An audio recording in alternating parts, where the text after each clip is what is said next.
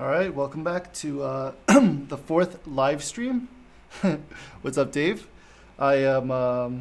This one's going to be a little different than the previous three in that I'm not really going to be teaching too much.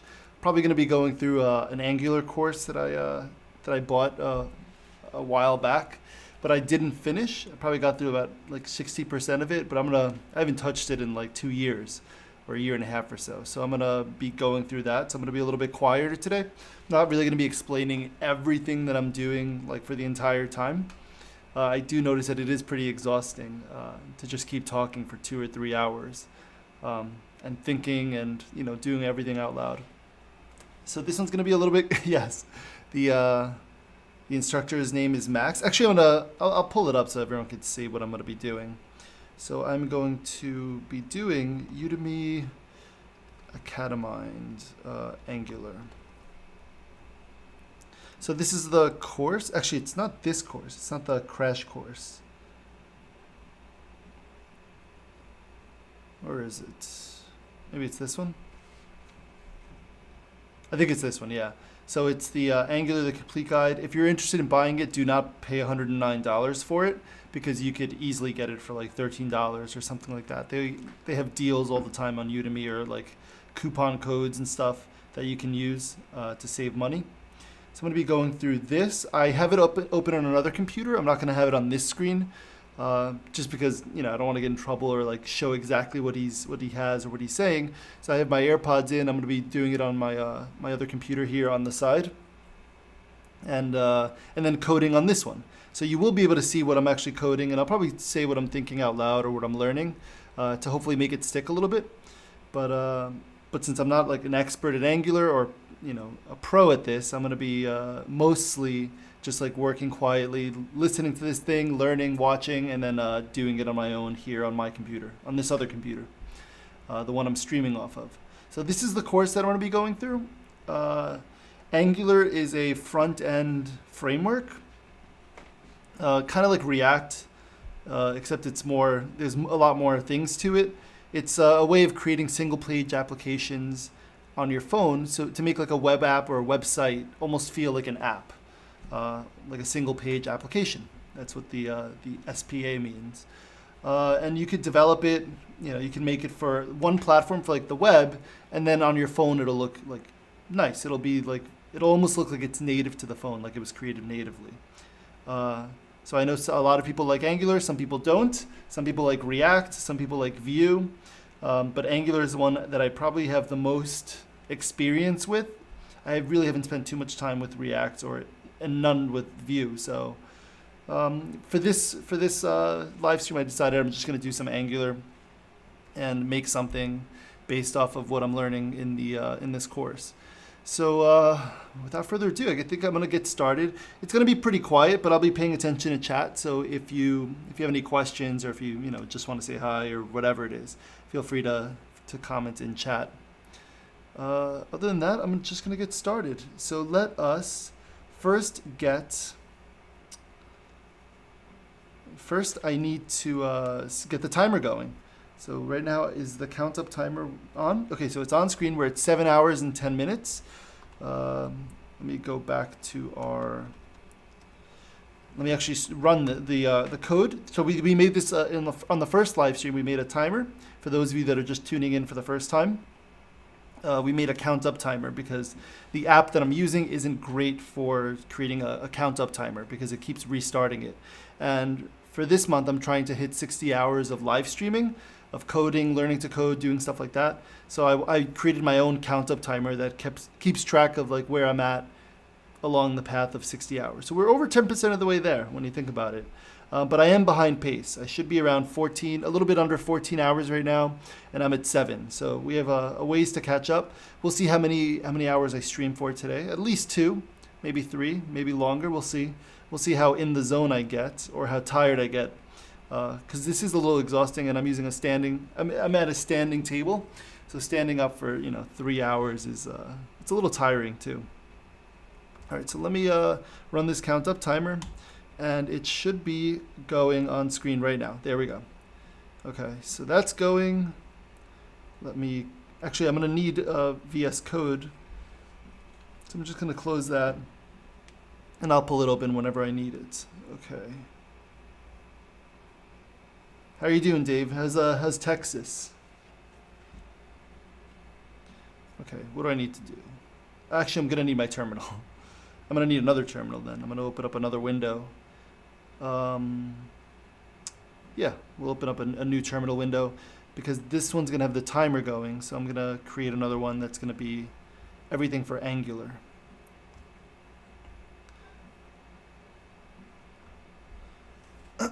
Okay.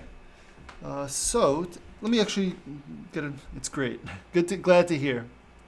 Let me actually get. I think I have to update my Angular, so we'll look in the docs and see what I have to do for that. Okay, so the Angular CLI. I wonder if I could see what version of the Angular CLI I have right now. Can I just do Angular CLI? Oh, maybe I have to do NG. NG version. Okay, so I'm using 8.1.1, and I think they're up to 10 point something. So as you can see, I'm a little far behind here. I believe they're up to 10 point something. I can Google it, npm Angular.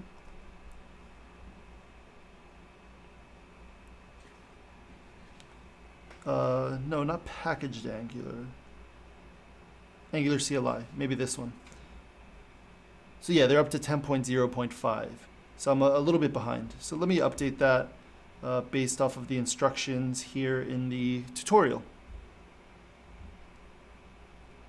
Sorry if that's getting a little nauseating when I like kind of zoom up to see all my screens. It's a nice little gesture on a Mac to use your 3 fingers, swipe up on the trackpad, and see everything everything on screen. But I know it could be a little bit jarring if you're just watching the stream. So I apologize for that. I'll try to minimize that.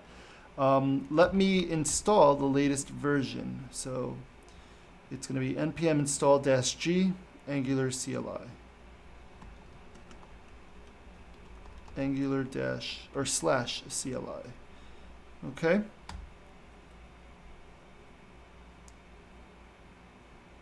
All right, so that might take a little bit. While it's installing, I'm gonna keep reading on, seeing what it says. To create a new app, you just do ng. Oh, what's the issue? Oh, permission denied. So I need to run this as the as sudo npm install -g at Angular/CLI. So the reason I have to do that, and the reason it asks me for my password, is because I need to say I'm like the super user. Actually, I don't know what sudo stands for. What does sudo stand for? Sudo Linux. Allows users to run programs with the security privileges of another user. It originally stood for super user do, as the older versions of sudo were designed to run commands only as a super user. Yeah, so basically as the administrator of the computer, I should be able to install these things. So if I don't put sudo on in front, it won't let me install it because I'm changing something that will affect the entire system. So now that I've done that, now I should be able to see the version of Angular that I have, and we can see that it's all up to date. We're at 10.0.5. And I'm doing all this in Node. So we're using JavaScript outside of the browser, which is what Node allows us to do. So it comes with the Node package manager and all that stuff. That's what npm represents. Okay, so to create an app, it's ng new, and then I can name the app whatever I want to name it. Okay, so let's do that. Sorry, I realize I'm going against what I said here. I keep doing that gesture, so it's a little bit probably bothersome to some. Okay, so on my desktop, I'm just going to create this. I'm going to run ng new, and we'll call it my app, just like they have there. It doesn't really matter what we call it, because we're just practicing for now. This isn't going to be like a production-ready app that I'm going to be creating. Would I like to add Angular routing? So I think that's going to have to do with that's going to affect pages and having multiple pages and things. I'm going to say yes, but who cares? I just want to use CSS because I'm not well versed in Sass, Less, or any other CSS preprocessor. So I'm just going to do CSS. I mean, we're probably not going to play with styling too much. I'm actually going to try to install Bootstrap also, so I could just have Bootstrap styling my my project instead of me having to like spend time in the CSS. Just to get up and running quickly and to be able to see something that looks halfway decent. Right, so it's installing my packages.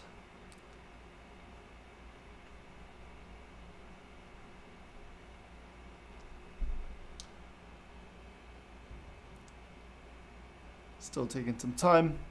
Let me close out of that because I'm not going to need it anymore. Wow, it takes a while. All right, so while that's going, after it's done, we should be able to go into my app in that folder, and then if we type in ngserve -- open, it'll open up the project. So we could see it in localhost 4000 if we go there in the browser. So we'll do that as soon as this is done installing the packages.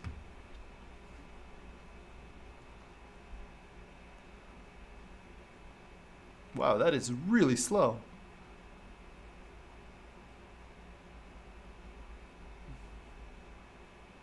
I'm surprised. But maybe Angular's gotten like really big, I'm not sure.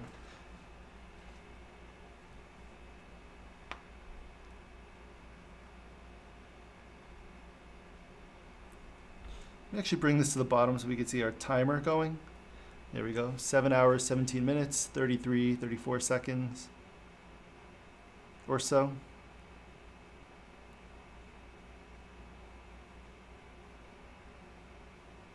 I feel like something's wrong. It feels like it shouldn't. Oh, actually, there we go. Packages installed successfully. Successfully initiated Git. Okay, so let us go into that folder, cd my app, and we could see what's inside the folder by typing in ls, and we see there's a whole bunch of things. So let me, I guess let's start running the app. ngserve -- open. And that should work its magic and maybe like compile the code or do something, so we should be able to see something in the browser once it's done. Yeah, so it's compiling right now everything that makes up this Angular project, and then I'll be able to see the actual finished product in just a minute. Well, it's not the finished product because I don't think it like minimized everything and like made it as tiny as possible, but we'll be able to see what we have in progress, what we're working on. Our work in progress will be visible. So for anyone just joining, I see that we got a couple more viewers. Feel free to say hi. Feel free to ask any questions, or we're just doing some late night coding here, learning some Angular. I have an Angular tutorial up on another screen that I'm going to be going through in a few minutes. But right now I'm just getting Angular like installed and up to date on my computer. Testing out, making sure that it works before I actually start this course. And the course that I'm doing is one from Udemy by this guy called Maximilian Schwarzmüller. All right, so it opened up the other browser window, but I want to open it up in Safari, localhost 4200. There we go. And this is the app. This is like the base project. Nice dab there, Dave. I didn't know they had these emojis like that.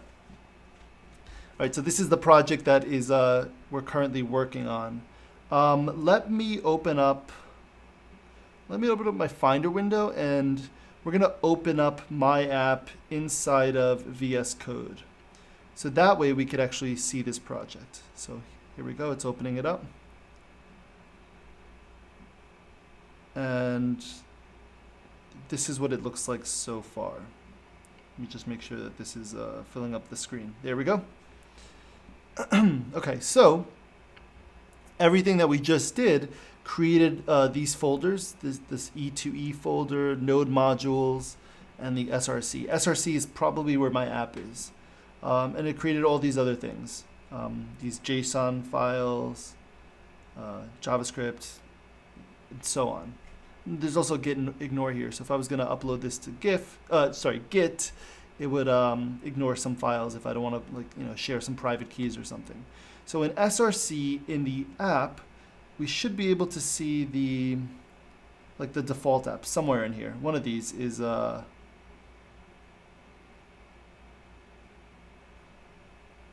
One of these is going to be the code that is delete the template below to get started with your project. Is this it? Why is there all this CSS? I think this is it, yeah. It looks like all this is what's in the project right now. Next steps, let me pull open Safari again. Yeah, there's a next steps thing right here. Okay, actually what happens if I click one of these things? It's kind of cool that they put like the default app is like something that could help you create stuff. But if I click on one of these, oh, it just shows you, it just changes what's in here. So I could create new components, so new little modules that make up this web app, dependencies, tests, all that stuff. Okay, so I'm going to delete all of that. Let's delete all that, and we'll just have an H1 that says hello world. And when I save it, if we go back to Safari, yeah, there we go. We see hello world. So the nice thing about Angular is that it'll update on the fly. So I don't need to like save the code. I don't need to save the code and refresh the page in the browser. It'll automatically, as soon as I save the code, it'll automatically update the browser. So that's a nice little feature. But as I mentioned, right now we don't have Bootstrap installed. So we can see that the formatting is a little off. So let us install Bootstrap. And how do I do that? I could probably npm Bootstrap. I don't even know what version of Bootstrap they're up to. Is it Bootstrap 4 now? Or 5? Let's find out. Let's go to getbootstrap.com, which was their website. 4.5.2 is the latest version of Bootstrap. So npm install Bootstrap will get me Bootstrap. So let us do that in the terminal. Don't want to do it in this window because this is the one that's probably keeping track of any changes. So I got to open up another terminal window. I could actually probably open up a tab inside of the terminal. So let me do that. There we go. So that way I still have my first tab going. And now in this one, I'm going to npm install Bootstrap. So I'm going to paste that. It's going to bring in the Bootstrap files, and then I probably have to change some things in the project to make sure that I'm bringing it in correctly. Oh, not that. That's not what I was trying to see. Okay, so that's installing. Did it finish? No, it's still going.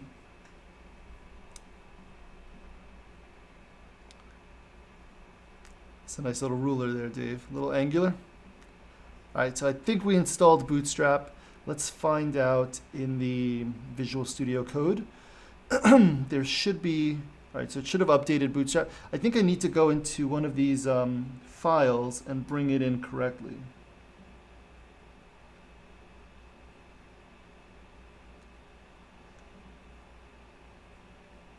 I have a feeling it's one of these.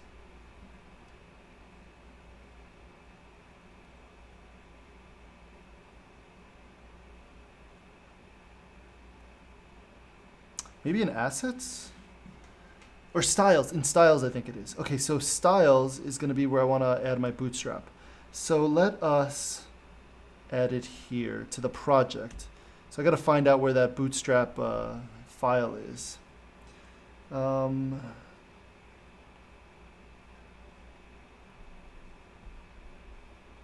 so it's going to be in, let's try this. Node modules.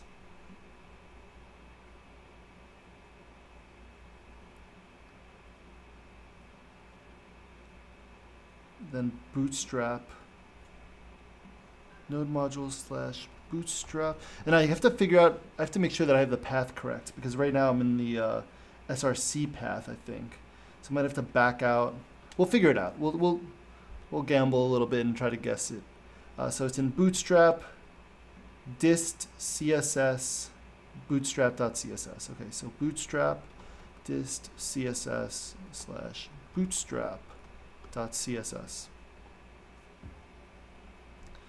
All right, let's save this, see if it works, and if not,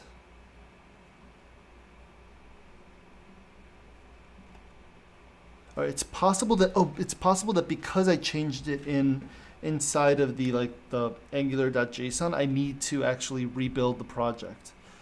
So let me go back to my terminal window that's actually doing that. And I'll stop it for a second and let's serve it again. And we'll see if that makes a difference. Actually, I shouldn't have done -- open because it's going to keep opening up my other browser, the default browser on my computer. It's not what I want, but let it go and then I'll fix it.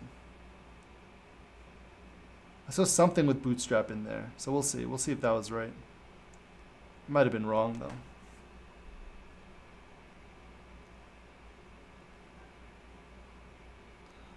So you can see that it opened up my other browser window, but I want it in Safari. Oh, and there we go. So Bootstrap is working.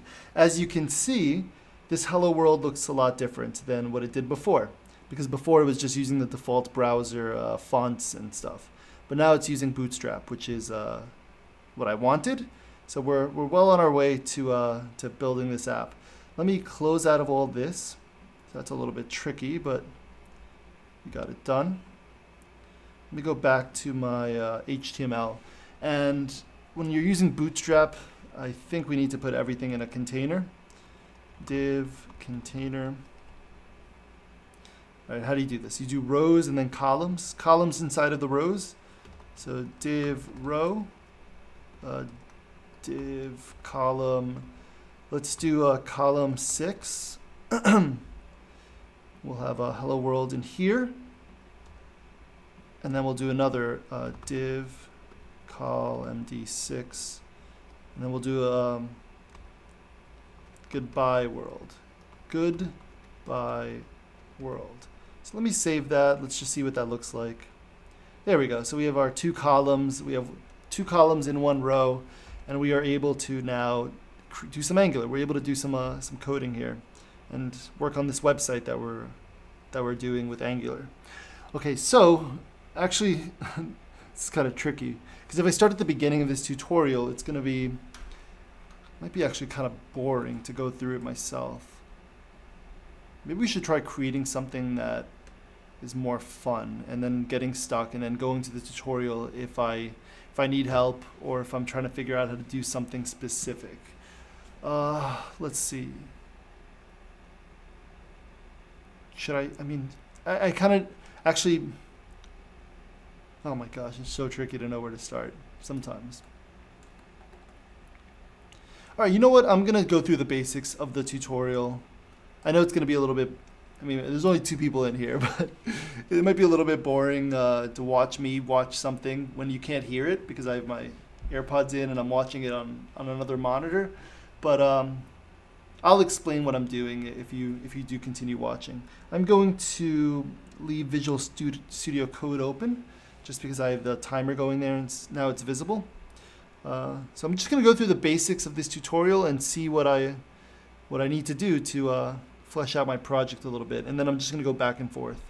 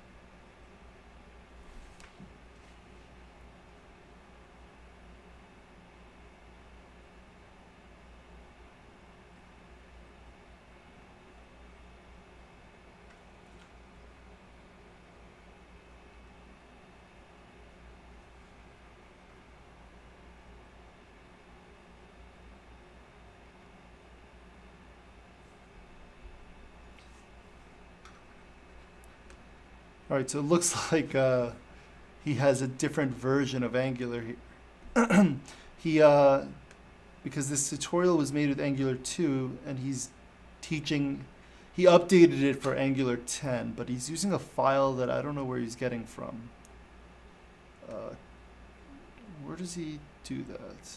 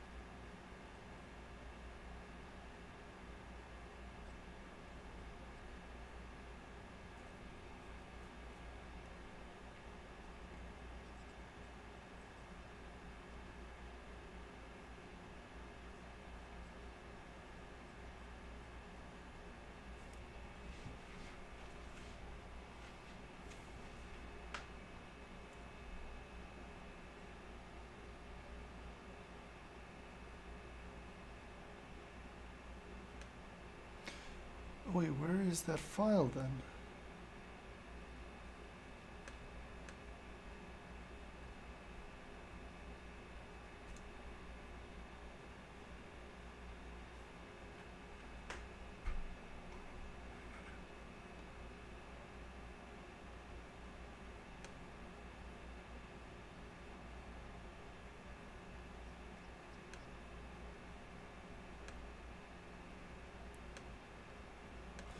Oh.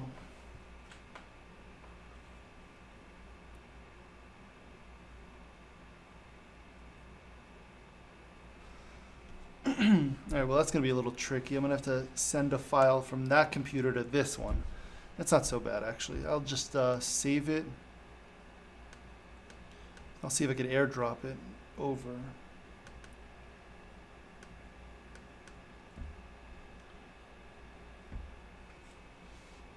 Where is it? Here it is.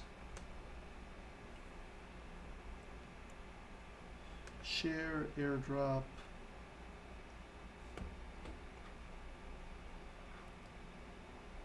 With my MacBook Pro. Okay, so we could accept it here. And there's the file. So what he wanted me to do was to drag this file, this appcomponents.html. Actually, let me delete some of these live stream things. Appcomponents.html to the Angular project that I have here. So let us do that. Let's go into the desktop. Actually, it's going to overwrite everything I have right now. That's fine actually. Let me do that. Let me open it up in Visual Studio Code. So it's going to open up another tab. I'm going to copy all of this, delete, close this, and then I'll just paste it in here. When I save it, I should have my project looking like his. There we go. So this is what his project looks like, and he said that it would be easier for me to follow along if I did that. So I'm just gonna keep it, just gonna follow along with him, even though I already put Bootstrap there, so that's already different from what he's doing, but that's all right. We'll go from there. Okay.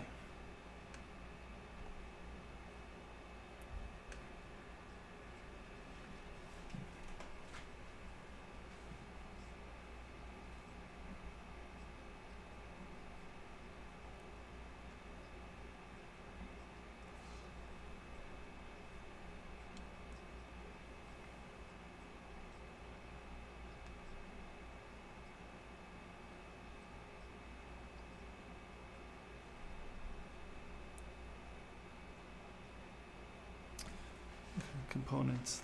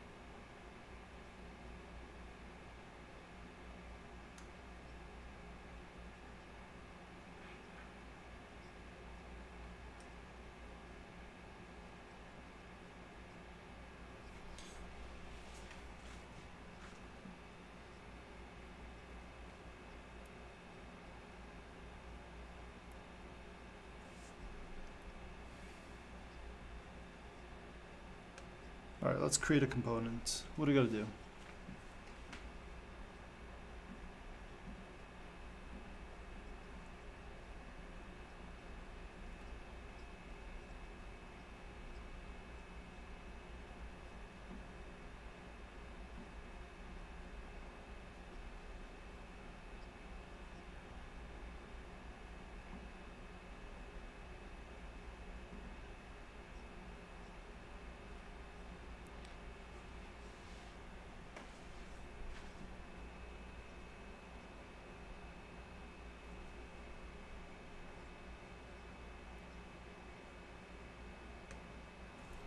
All right, so looks like he cleared everything from here. This should be empty, and he's making a server component. So let us do that. Let's make a server component.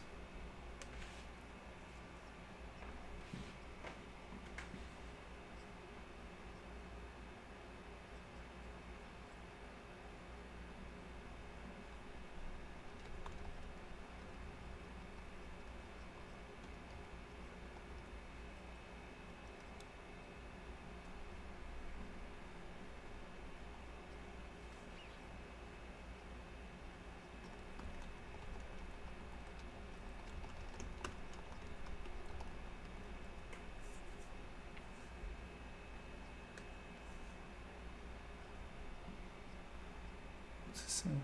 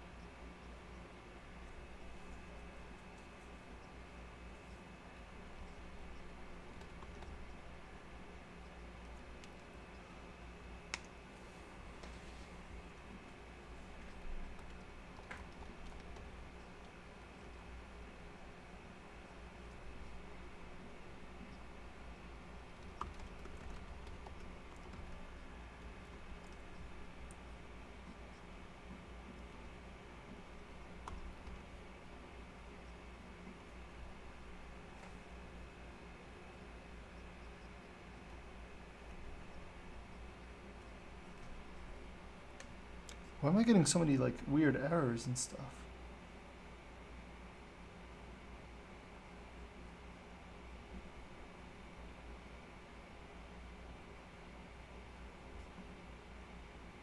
Oh, it shouldn't be server component. It should be just be components. There we go. And this, yeah, we don't need that.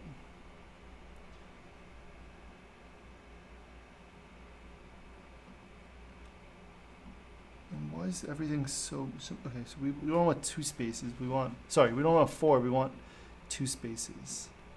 There we go.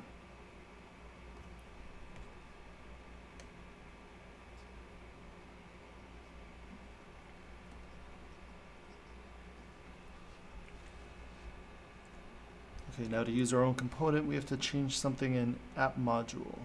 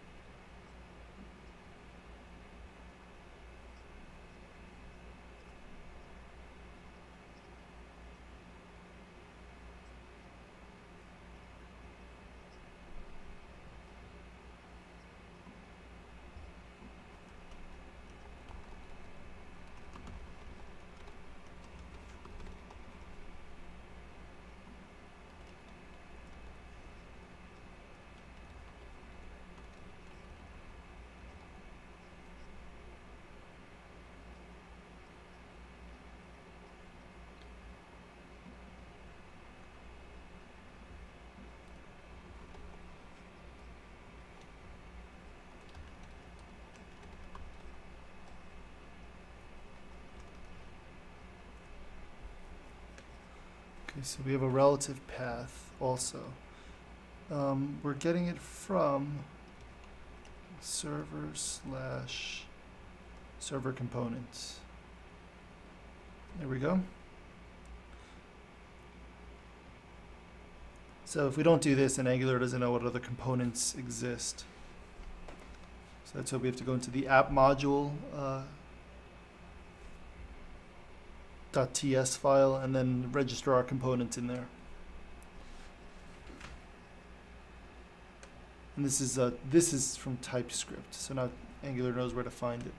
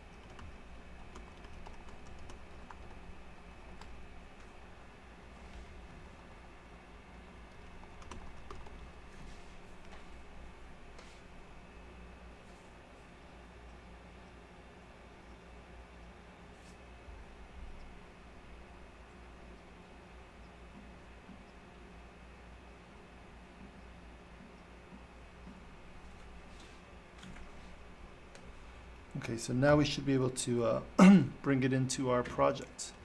I'm in the app component. Component, okay, that's correctly spelled. And then app server, because that's what we named the component. Here, that's the selector we gave it. So now in app components, we should be able to basically load it here.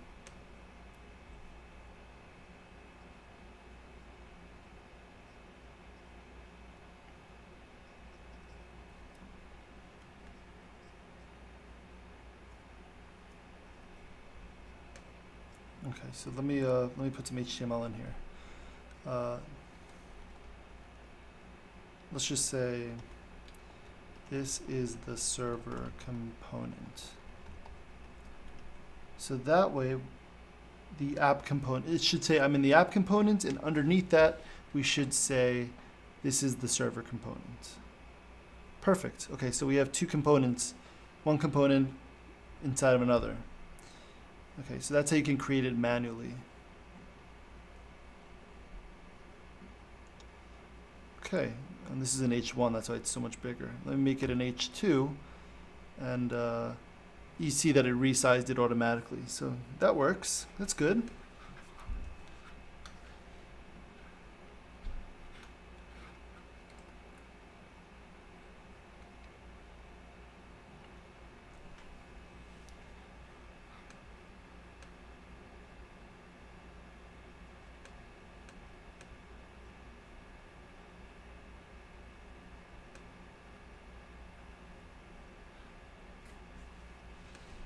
All right, let's start doing stuff in the terminal here. He wants us to, I think we're going to create a component using the CLI, the command line interface.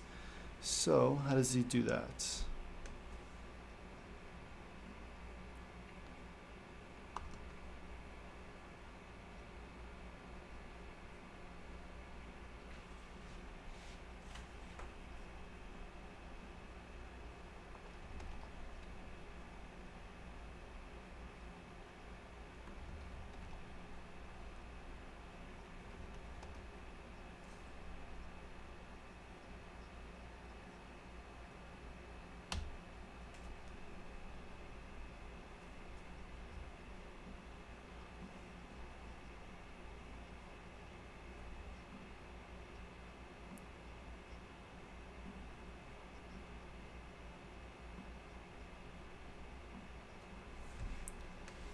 All right, so we just created a new component using the CLI, created a CSS, HTML, and the TypeScript file, and did everything we needed so that we didn't have to do it manually. Make sure that it also imported it in app.module, so we don't have to do that manually either. As you can see, it's here and here. Okay.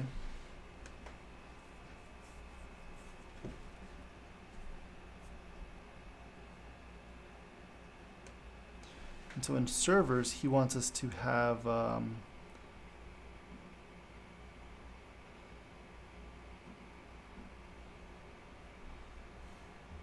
server works, and then we can do 2 servers in here.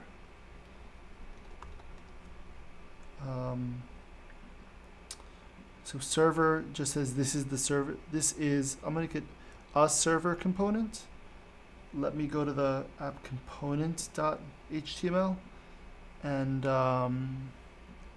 we'll just have 1 servers in there, app.servers, which is the name of this, the selector here.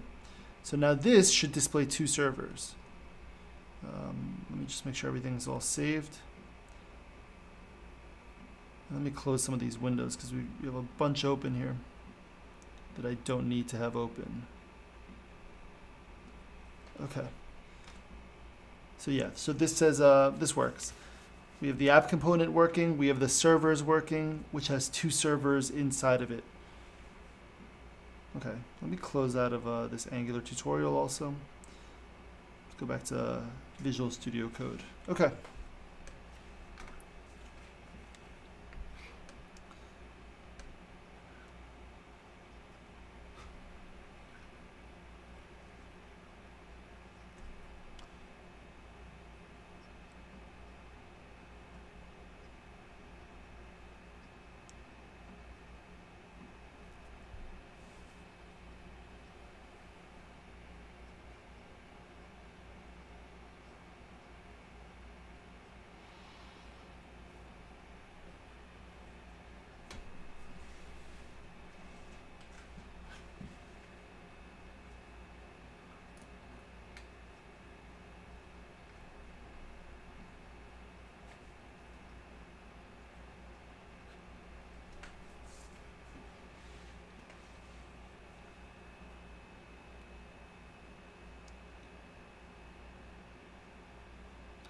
All right, so now I'm going to be styling components, I think.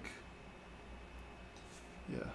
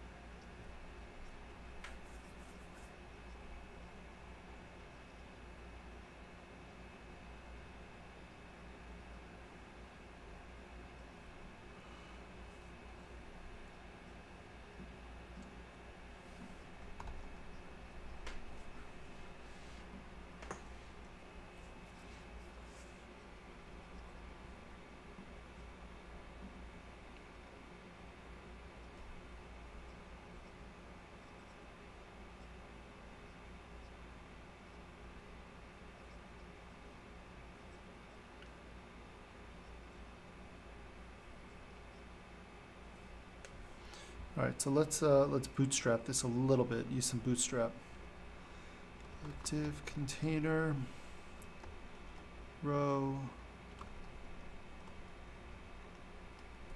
and then put everything in there.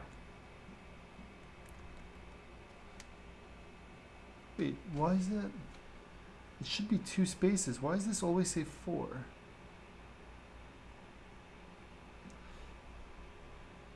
Let me go into my preferences, see if I can change that. Spaces or indentation maybe. Oh, here, make it 4 by default. All right, I think that's good.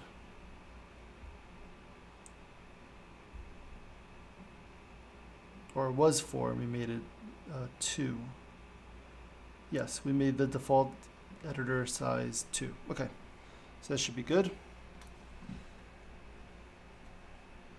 And we should have a little bit more styling. It should be a little bit more centered, yes. Not off the top, but from the sides. It looks a little bit better.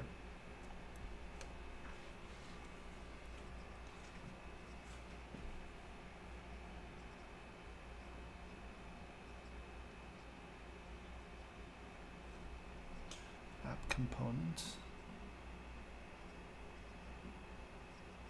H2.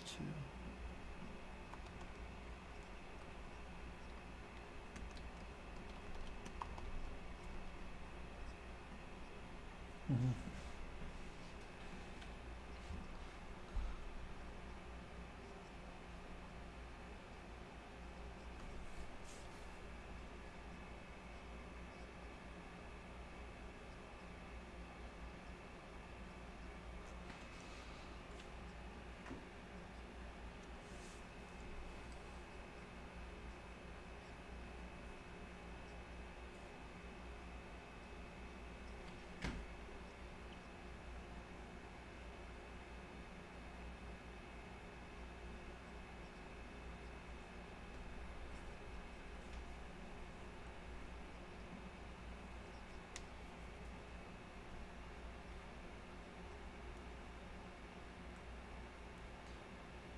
Okay, so we're done with styling.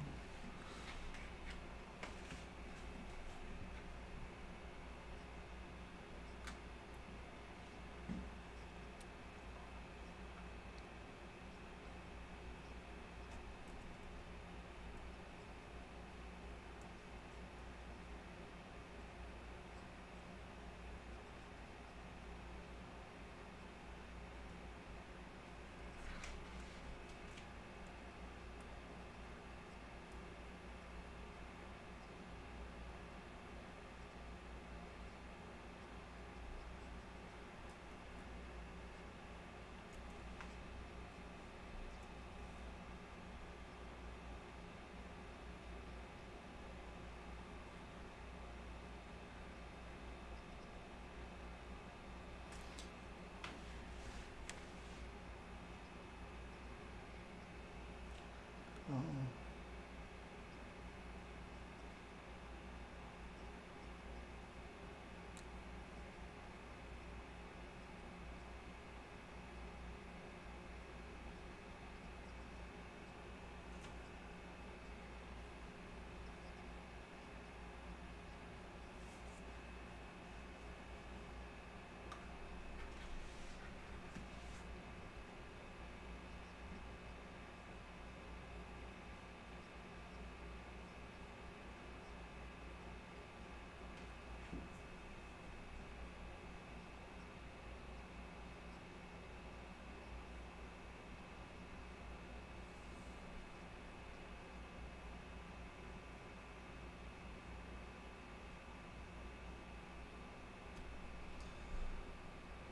all right, data binding time.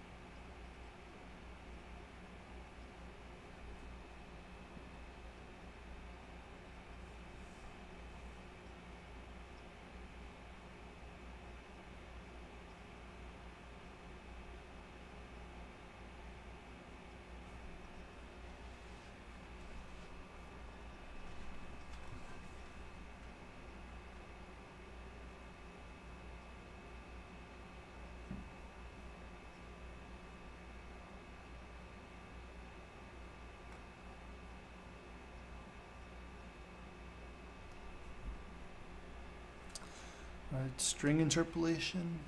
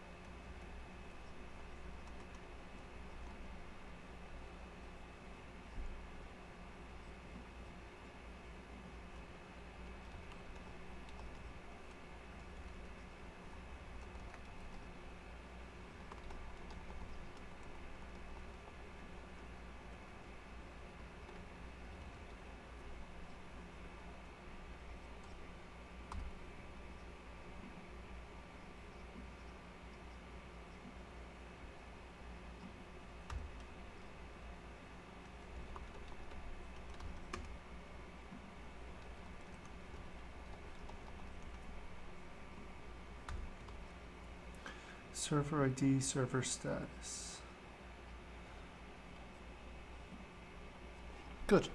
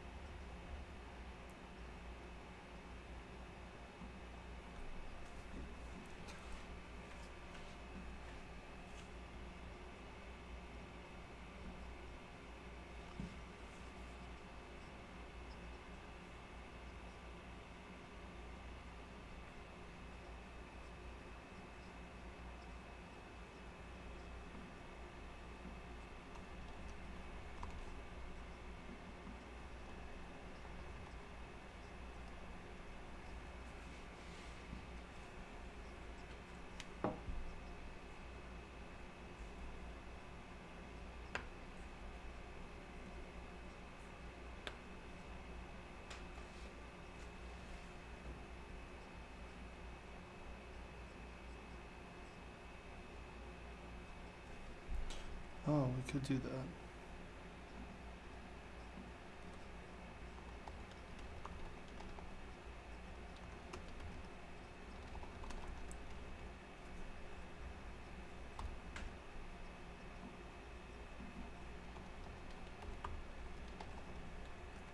So can I do that?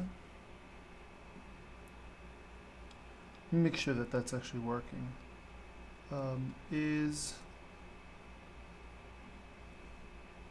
Okay, it does work.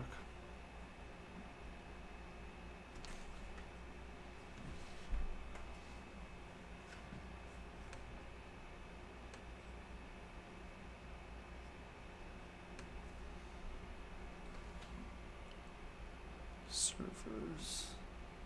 So we have a button, add server.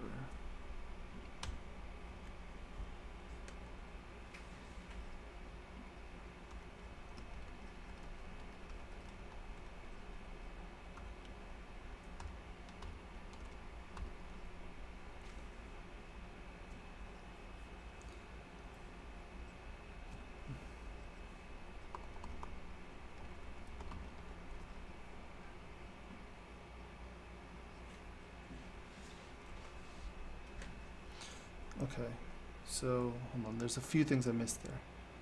So he is creating a button that's going to allow us to create new servers or add servers to this page. He styled it a little bit, and he now wants to have in our code whether or not we should be allowed to create servers.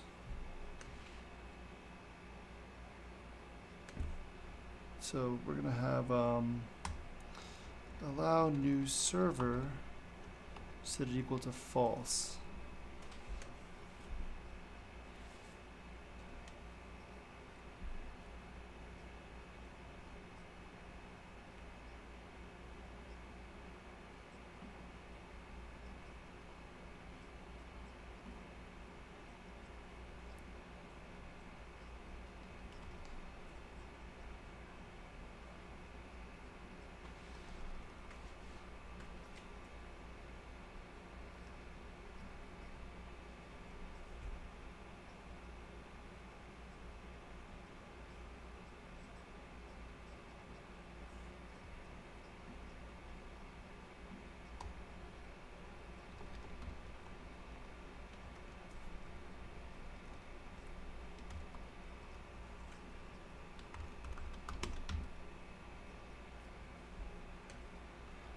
Okay, so once we do that, we want to do this dot allow new server, set that equal to true. It's kind of similar to Swift with using self. Okay, and we want to set all of this. Wait, what is going on? Declaration expected. What is this? What is this talking about? Oh, we don't need this. Yeah, we have our set time out there. Okay, so it has an anonymous function that resets allow new server to equal true after 3 seconds, and then we have to bind whether or not that should be live.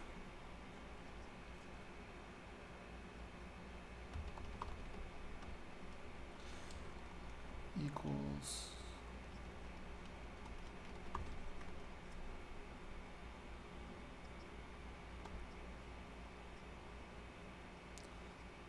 Is that how you do it? Oh. Mine's working backwards, I think. So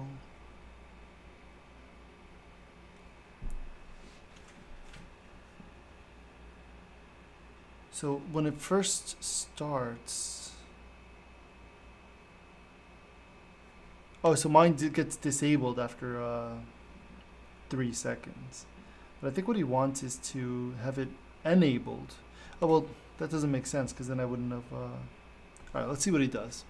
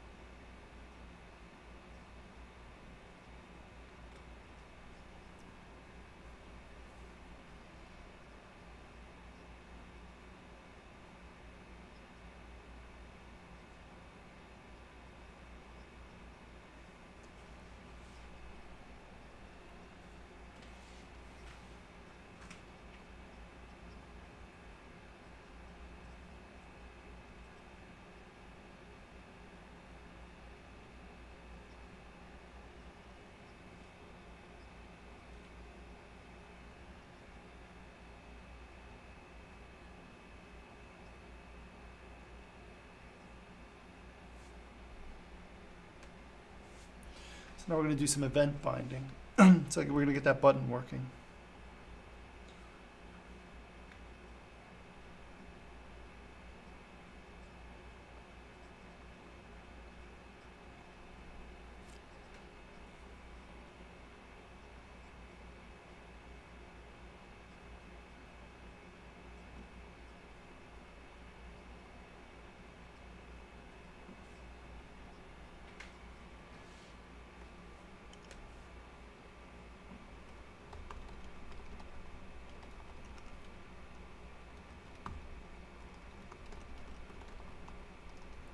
was created.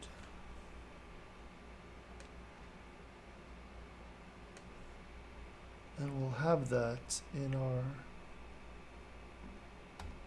we'll use string interpolation to put the server creation status. Is that it?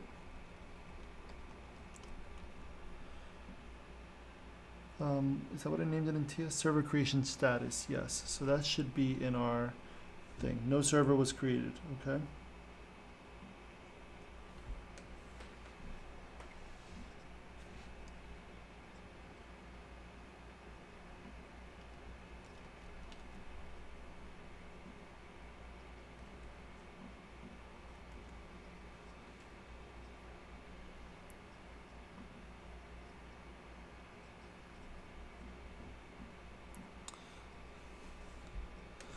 Okay, so we're going to create a method that's going to be called when the button is clicked.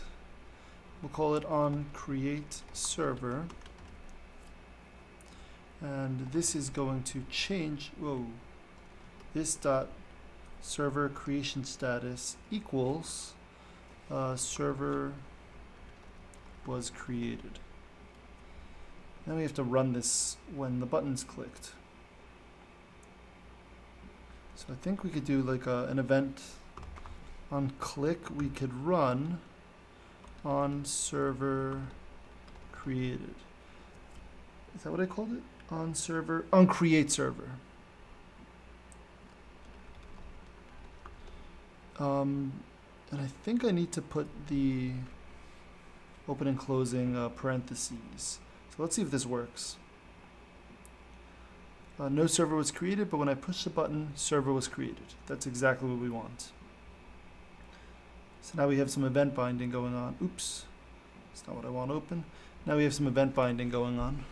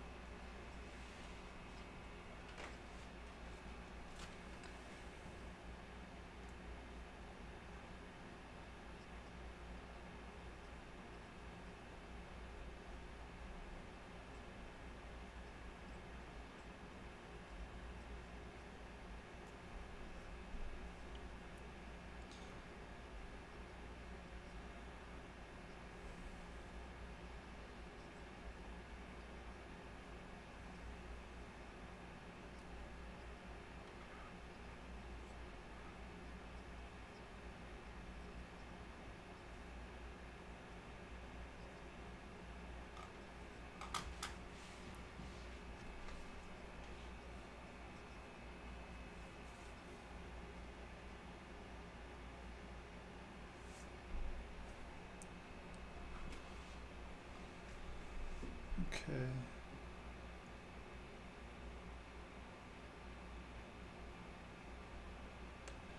Passing and using data with event binding.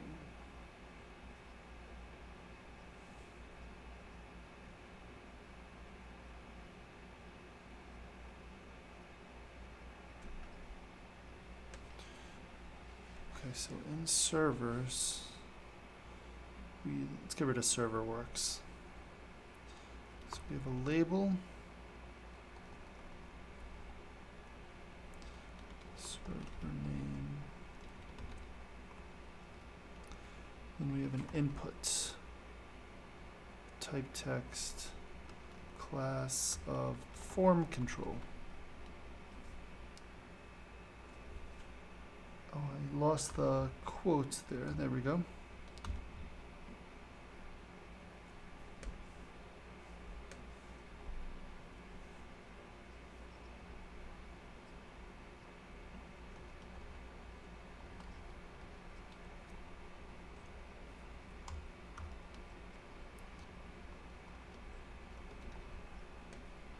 On update server name. So that's going to take in the input every single key press, and we have to create that function. On update server name.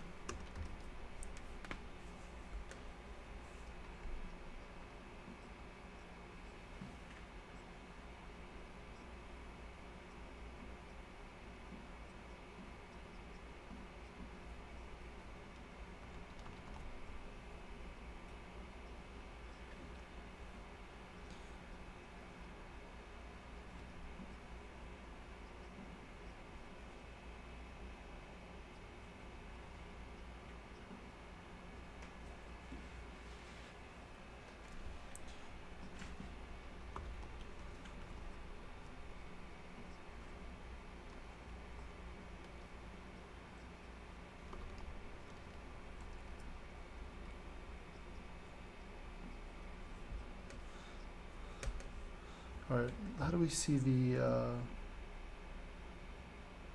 there we go. This is the console. Where's the console? Here's the console. All right, so when I click, oh, when I start typing, it should detect something happening. All right, there we go. So as I press different keys, it is receiving the data. So this is the event, or all of the data that's being passed that we're logging out. And the data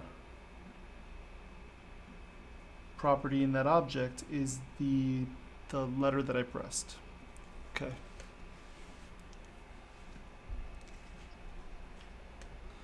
And there's also a target, he says.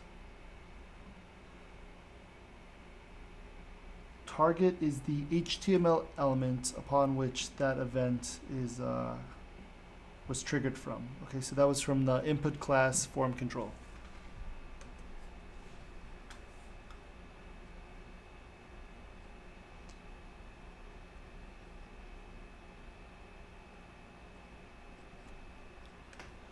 And we could also see everything that was put inside.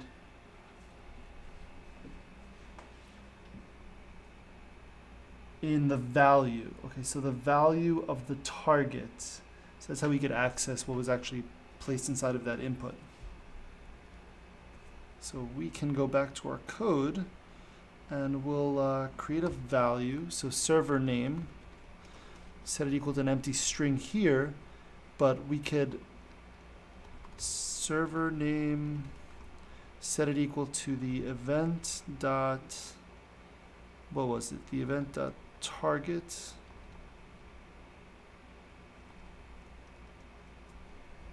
Well, let's go back to the Safari here.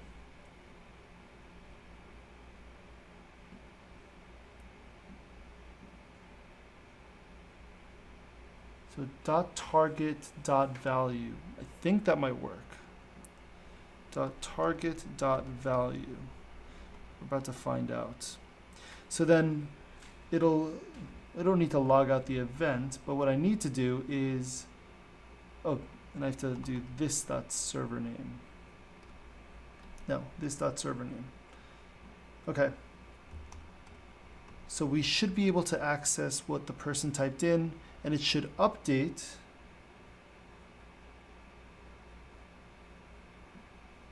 I don't know what that means, but it should update the name of the server. So let's do a server name and use that property that we just created. All right, let's test it out. So I can minimize this a little bit. Server name is banana. Oh, it's filling it in as I type it in. Okay, so that seems to work. I don't need to hit enter.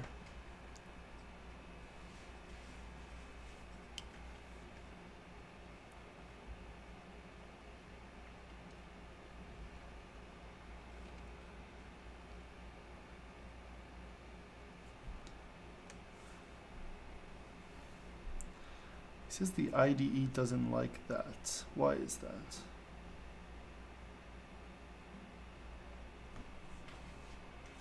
To have a type def, expected call signature. So maybe I have to do what he says over here, because I'm expecting a HTML input element. Does that change anything?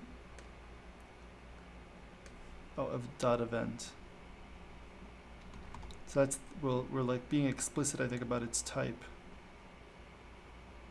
As, don't use that.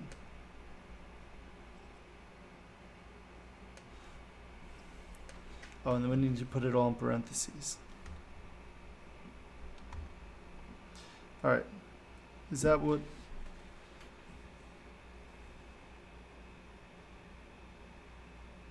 Type assertion using that syntax.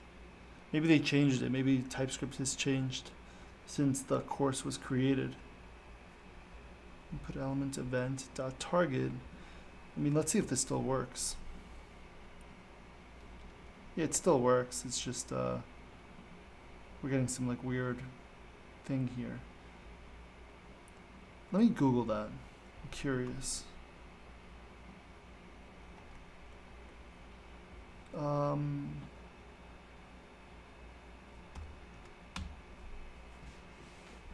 Okay, so that's a TS lint. TypeScript lint is giving me that error.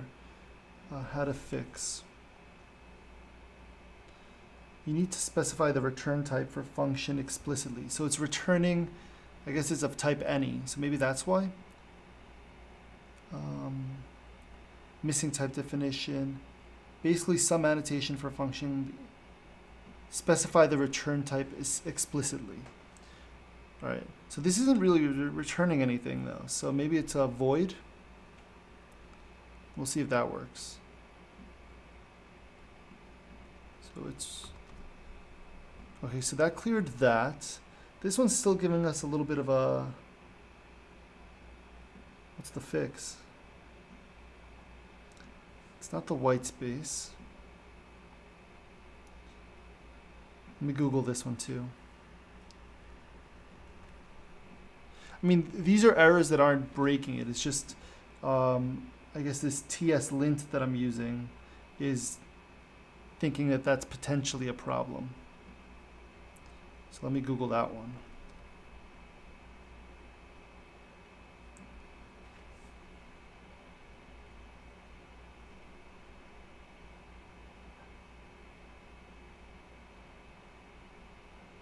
Type assertion versus casting. All right, so maybe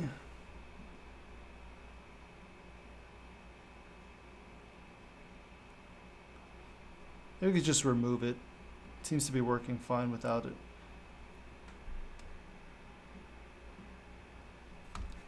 Event.target.value. We're not returning anything here, so let's hit save. And let's go back to our Safari. Our window, where are we? So let me just refresh this, and then no matter what I type, that's the server name. Perfect.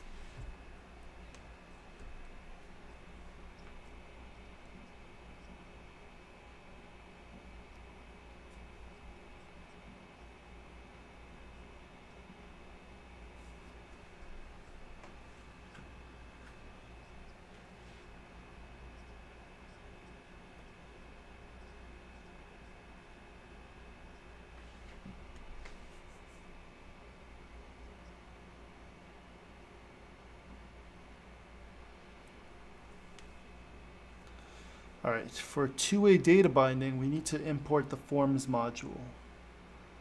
Okay. So let us go to the imports array and app module and bring in the forms module.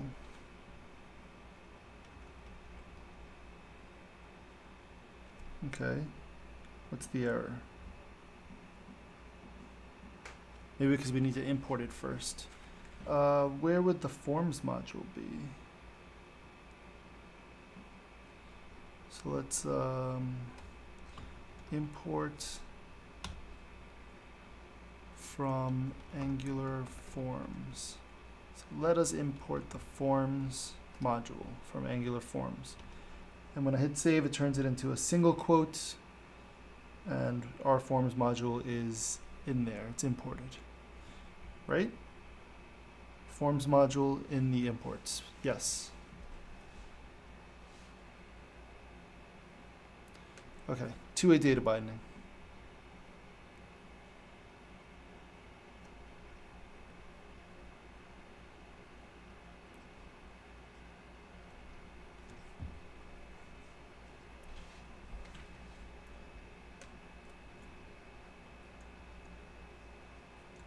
So instead of doing it the way we just did, which was with passing the event, let's comment that out and do it a little differently.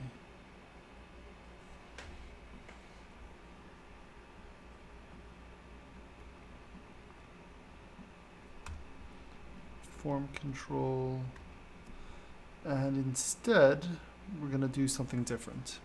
So what are we doing?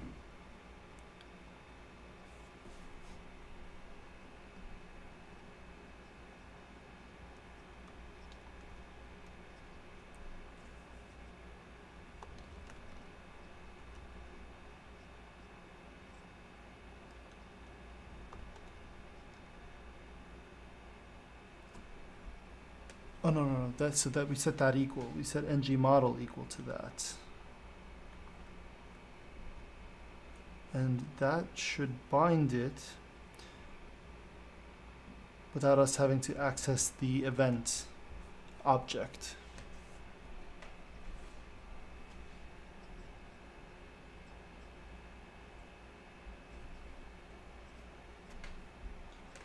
Okay, so let's start it off as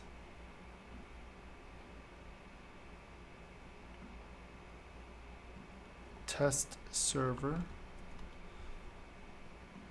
So it should start off as test server. There we go, test server, and that fills it in the actual input actually. So that's why it's two-way data binding. So it's binding what's in the input to the to that property.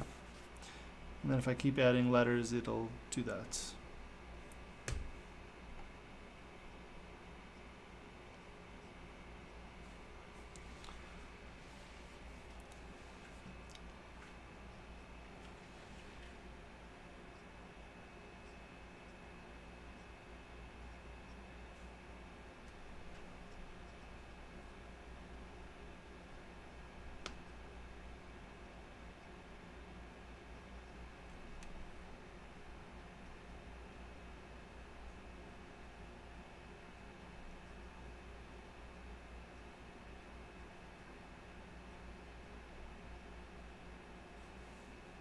All right, then we're going to go on to directives in a couple minutes.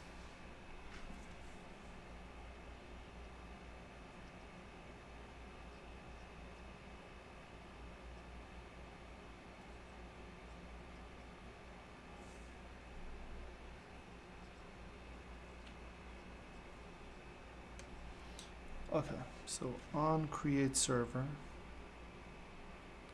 We don't need this anymore, so let me just comment that out. Server was created. Its name is this.server name.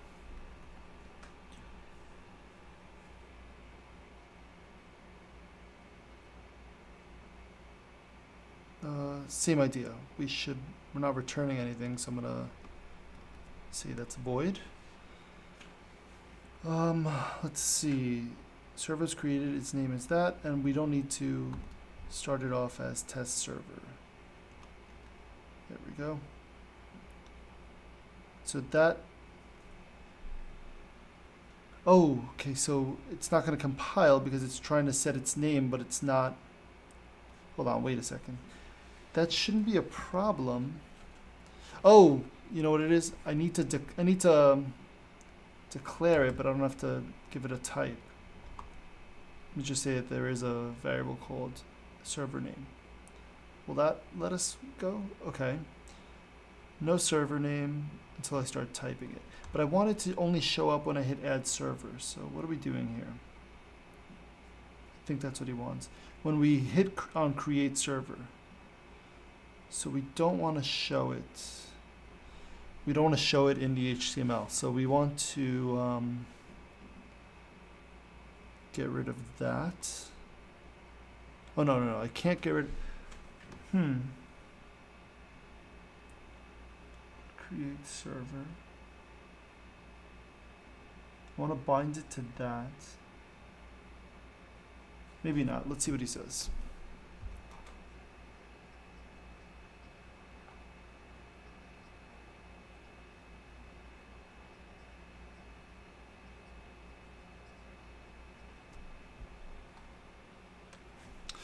Oh.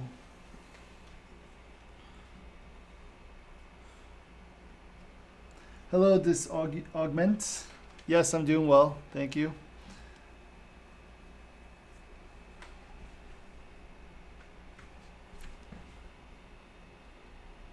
Do I know you in real life or no? Augment. Okay, so we need to.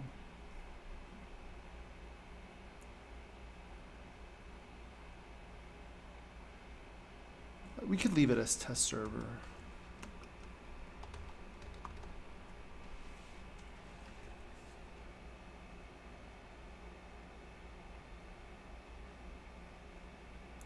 And then when I press it, it's going to create the server was created comment right here in server creation status.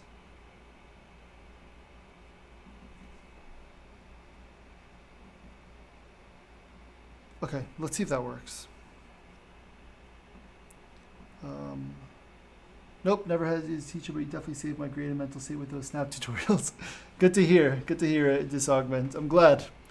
You know, a lot of teachers were upset about those tutorials, but some weren't, and then they started speaking out a little bit. I'm glad to have helped a little bit. Test server 1234. So when I press add server, it says server was created. Its name is test server 1234. Perfect. All right, and if I was to add a 5 and then run it, it updates that then. Okay, cool. Are you still doing any more computer science courses or anything in school, or was Snap and BJC it?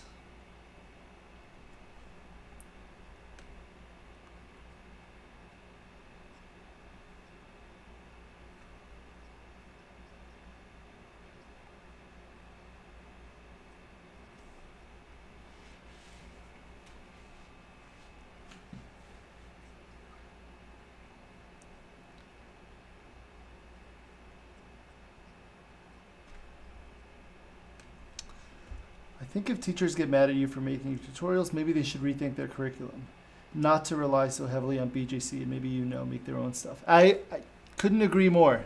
I think the issue is that a lot of teachers were using the labs as a way to grade students.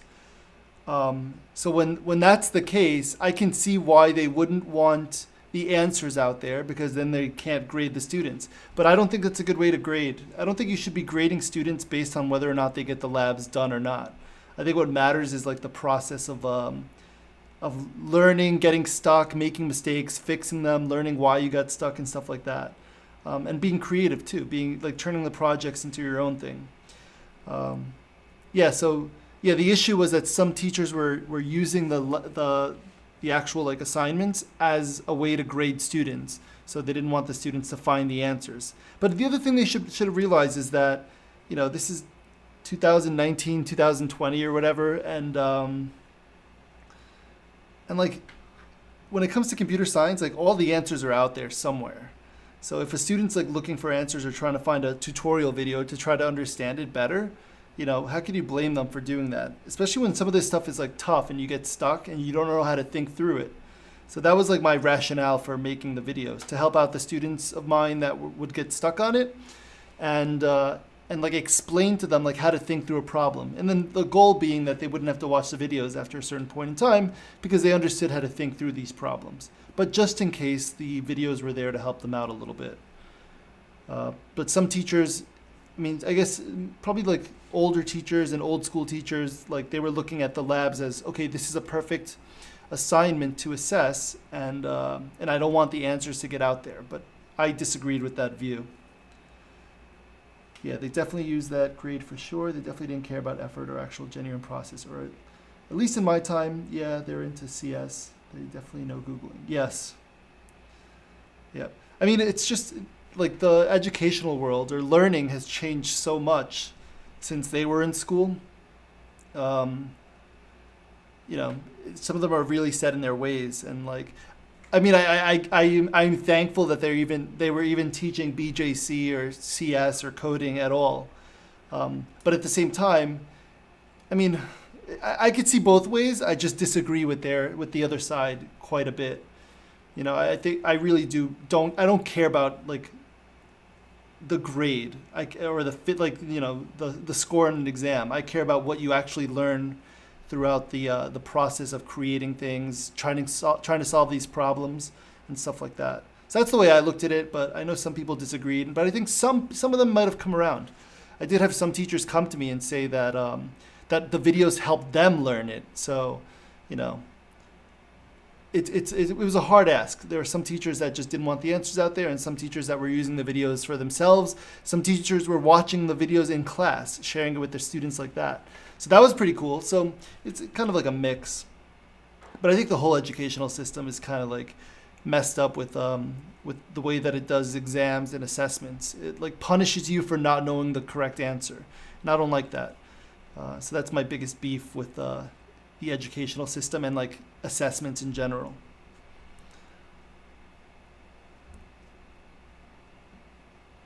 Okay, so where were we?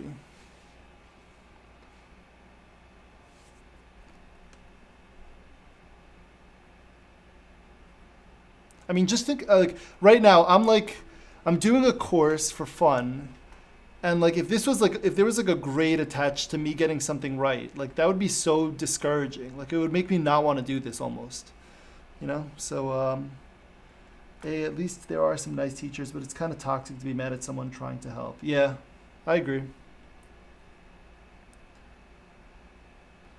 And yes, I give you a lot of credit for my pursuit in CS. If not for those snap tutorials, I would have probably been a little bit too overwhelmed. It was a creative way to show the possibilities. Awesome, thank you. I appreciate that. You know, and I appreciate you like saying that to me now. You know, I don't always I don't always find out like if the videos actually helped or what happened to the students that watched it. Because I do know that some students will, they will scroll to the end and like, find the solution or find the answer. But, for all the students that do that, I think many more like watch the entire thing at like, 2x speed, or they find the part that they're stuck on and then like leave the video. Majoring in computer science in college. Awesome. Very cool. Good luck with that.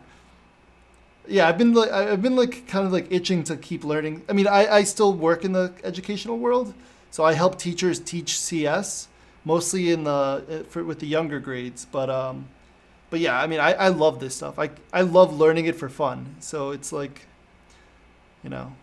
when you find something you like doing, it's like no one can stop you. But if someone was to like grade me on this, I would not like that. I just like learning for the sake of learning, not for taking a test. But I hope you do well, because I know you will have exams and tests and stuff in college, and things will get tough. But hopefully you got a good group of friends or other classmates that you can like bounce ideas off of, or get help from.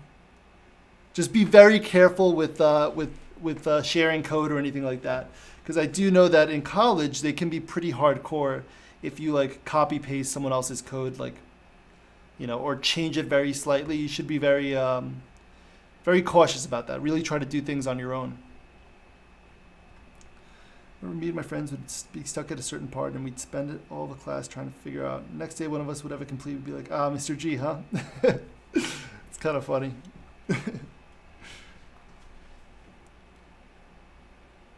Yeah, I mean, the thought process is what matters. Like, so I enjoy thinking out loud because it also helped me like with my understanding. So yeah, and like I would make mistakes sometimes, like very rarely on purpose, but sometimes I would make mistakes, and you could see it in the videos. Like I would get stuck, or I'd be like, why is this not working? Or you'd see the process of actually debugging, and I thought that was really helpful, rather than just like, this is how you get from A to B and this is the answer. I could have easily made like a 1-minute video just showing the answer, but I thought the process was the important thing. Hearing like how to think through these problems, like to try to kind of like absorb what you can from it, whatever's helpful. Because in a way, when we finished watching tutorials, we were able to teach the other kids, and it would be a very wholesome education. That's awesome. That's so great to hear. Yep. Yeah, I mean that's the issue with the way that assessments work. It's that you're trying to, like, teachers are trying to get one answer from the students. And the thing about CS is that there's sometimes like a lot of ways to get to the same, destination. So it's not always easy to like end up with. It's not always easy to assess either, but yeah, I don't like when there's only just one answer and like if you get it, you're right. If not, you're wrong, because that like wipes out all the other work and the thinking behind it.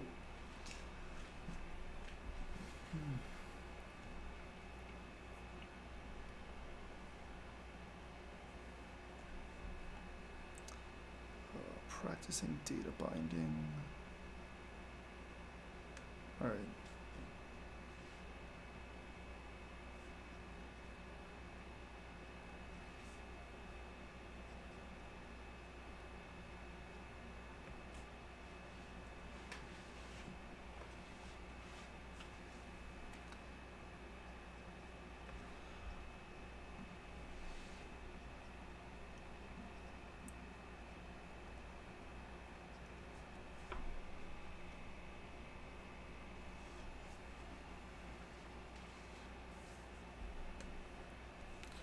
You deserve a little more recognition for offering different possibilities. I remember clearly you'd even say if you could go, you could also do it this way, but this way is a lot easier in the long run. Like teaching us coding etiquette. Yes.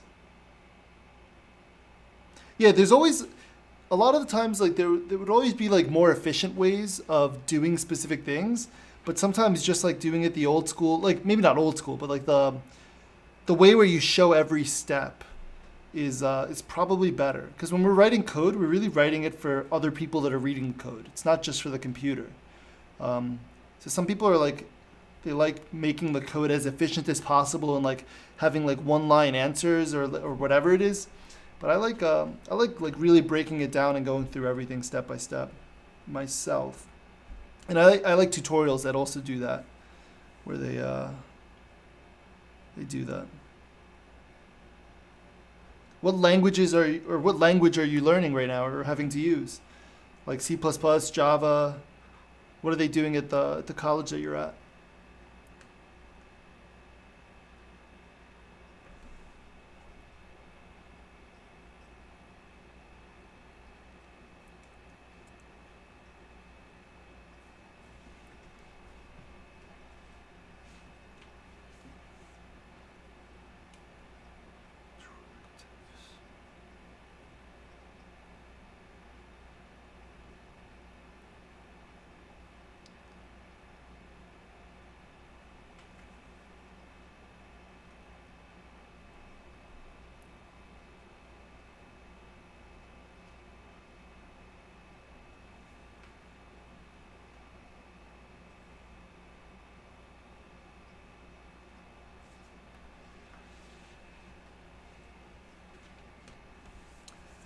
Incoming freshman, so nothing right now, but I'm trying to learn Python for my first non-visual coding program. Gotcha.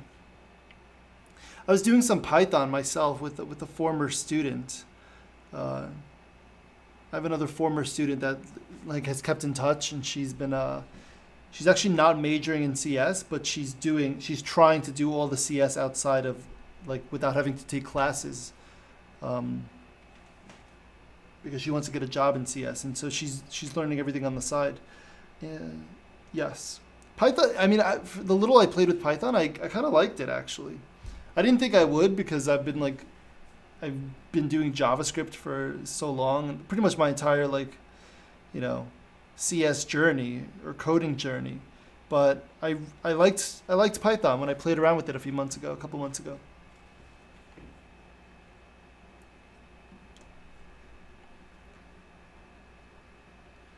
I mean, it's all a matter of just like, I think if you're like trying to learn from like YouTube videos or like a course, it's about finding the right course, the right instructor, the right videos, the right way that people explain things, and then like actually building something with it. I think I heard Python's like the better JavaScript, but who knows? Yeah, I don't know. I like JavaScript. I really enjoy there's something about it that I just really like. I don't know what it is. I can't like pinpoint it. I can't identify why I like it so much. Maybe it's just because I'm used to it. But I actually really like Swift too. So Swift is for iOS programming. Swift has been really fun. It feels like Swift's like a better JavaScript in some ways. Python was nice though. It was like Very like simple. It was very, how would I put this? It just like kind of made sense when you read Python. Like it was just like these short little scripts that were just, maybe, I mean, you could also write them in JavaScript, but there was something about Python that I liked also. So I just haven't spent a lot of time with it. I spent a lot more time with JavaScript. So I guess it's just a matter of comfort. I'm much more comfortable with JavaScript. What's up, Mark? Yeah, so I didn't stream yesterday. I was like exhausted and like my throat hurt. So I took yesterday off, but that means that I have to put in some hours now. And so this stream is a little bit different, where it's like the past 3 days I was like making things and like explaining what I was making. Right now I'm doing a tutorial on my second monitor here, on another computer actually, on my second monitor, because this computer that I'm streaming from can't handle everything at once. So right now I'm just like learning stuff. I'm coding on this screen and on this computer so people can see, but I'm not really explaining things too well. I'm just like kind of going through this course and trying to make something. How's your summer been, Mark, by the way?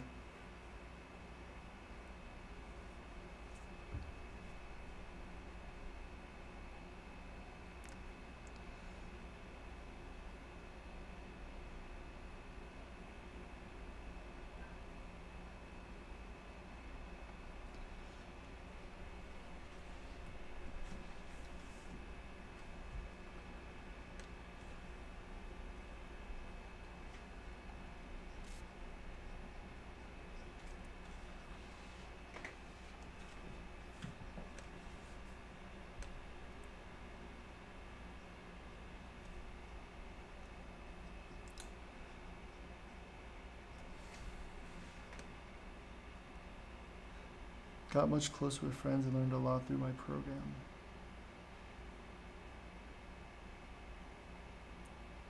Have you picked a school or anything yet, Mark? I mean, what am I saying? You probably have. I'm just like so far behind. Yeah, a few students in your grade like reached out to me and said hi, like, you know, they thanked me or they asked me how I was doing. It was nice. Personal projects, yes.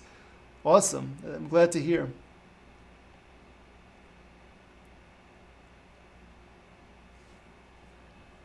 That's awesome. RPI, Rensselaer. One of my friends went there. I visited there once when I was a freshman in college. I went to Albany, so it was like 10, 15 minutes away from me. It was really close.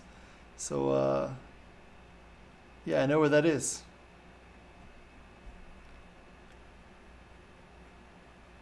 Did they tell you, are you guys going to be studying remotely first, or are you going to be going up there and like at the end of this month? Wow, like it's already August. Have they told you how they're gonna do the classes in the fall?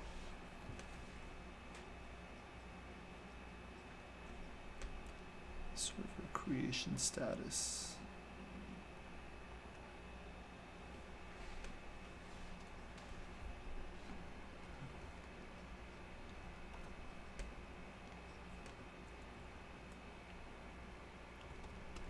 It's in person. I'm leaving on the 22nd of August for move-in day. Awesome. Enjoy. Have fun. Like it'll be that's awesome. I'm really happy for you. Going away was like the most fun ever when I was 17. So, and the next 4 years in college in Albany were awesome. You know what you're studying? Where you're going to be studying? Have you like picked your classes yet or no? Like did they have like an orientation? They told us when we have to be there by scheduling our COVID test. Oh, okay. So they're making you all take tests. Gotcha. Well, that's smart. Might as well. Server was created. Server name is, and then we'll say what the server name is. The period there. This.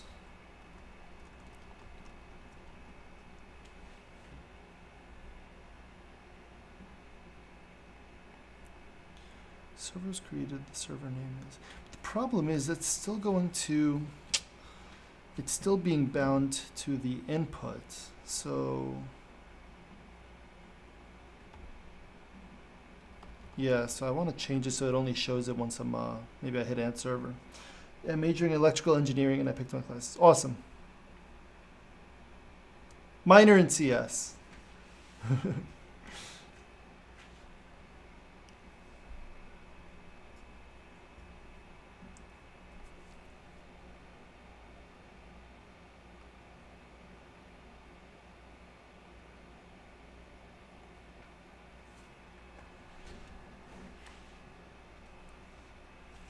Are you still in touch with Nazim? Do you know how he's doing?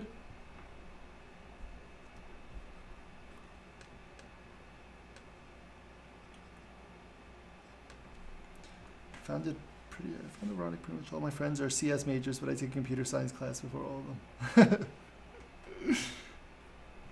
Yeah. Hopefully they enjoy it. I worry sometimes that students will take CS in college and then not enjoy CS. Because I could imagine that when you have to study, when you're forced to study for something and forced to study for exams and stuff like that, it could be pretty annoying. I guess it depends on the school. Some programs might have better CS, some schools might have better CS programs than others. But I don't know, I love this stuff.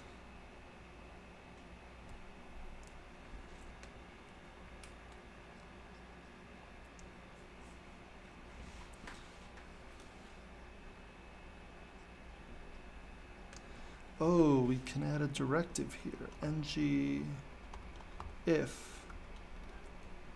So if something is true. Did you have any non-educational CS jobs? Are you talking to me, Disaugment? Non-educational. So have I had a non-educational CS job? I would say no. So I've never worked for a company building something or working on something, if that's what you're asking. Yeah, never as a job either. I've always made small little things for myself or for learning, but I've never had a job where they paid.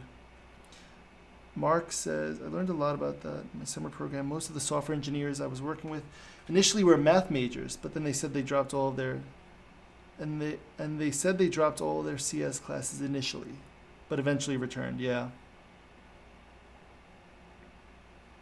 It can be tough and annoying. I had another student 3 years ago who, I think he started off as another major. I think it was physics, and then he switched over to CS, and I saw some of the challenges or projects that he had to work on, and I could see that being a little discouraging if you don't enjoy that.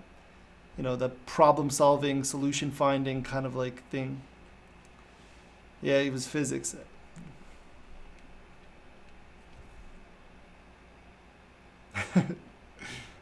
Physics people are really interesting. I will say that. Physics majors, they see the world, or the universe in an interesting way. I like physics people, actually. And they're very funny, actually, but very funny in a non-obvious way. I like very sarcastic, dry humor, But they're all kind of funny.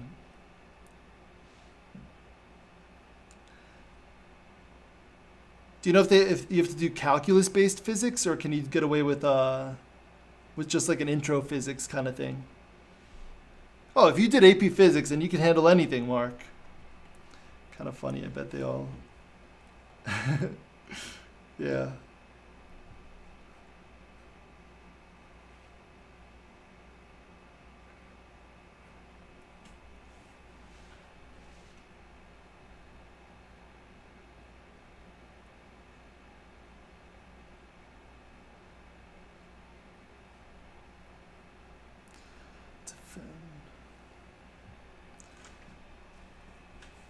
Gotcha. So that is probably going to be tough. But I mean, it's totally different now. There's so many resources online, YouTube and with the internet. that just weren't available. Like when I mean, YouTube was just starting out when I was in college. But there weren't really like amazing tutorials and like amazing teachers all posting like stuff. It was mostly just like funny videos and prank videos and stuff like that at the beginning. Cat videos, silly things like that. But now I'm pretty sure you could probably find everything online, like for every subject, every topic.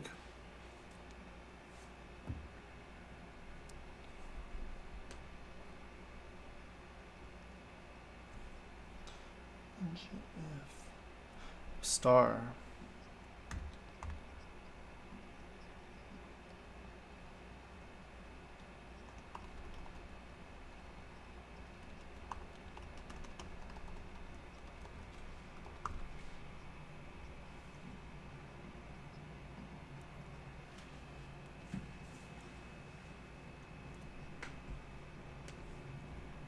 All right, so I'm gonna create a new property, server created, set it to false at the start, and then on create server, then we server created, we set it equal to, oh, this dot server created, set it equal to true. Statements are not aligned. What do you mean? Oh, there. Okay, because it was just a formatting thing. And then this, it's when server created. And that's true.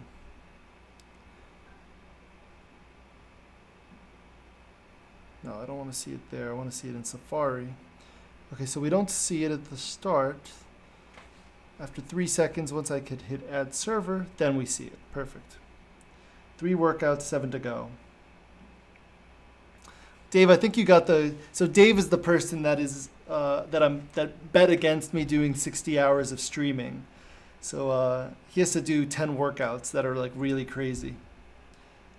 7 to go.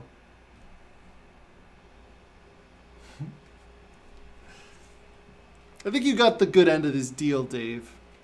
I should have made you do like 12 workouts. Or are you like dead afterwards? Like, are you like unable to like move the next day? Server was created, server name is blank. Okay. Only if the server was created is true.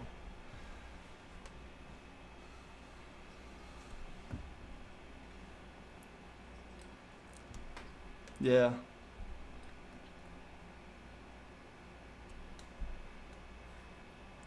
When are you coming back to New York?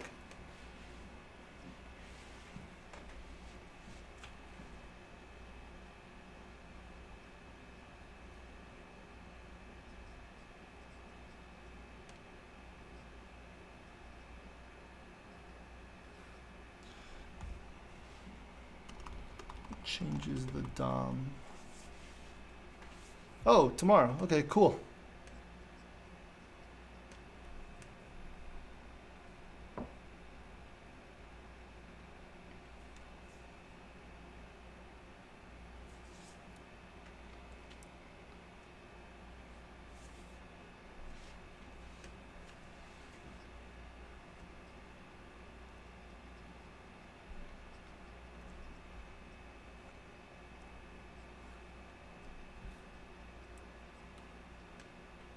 So let's say we didn't want to see that. We wanted to see ng if, or we wanted to say no server was created.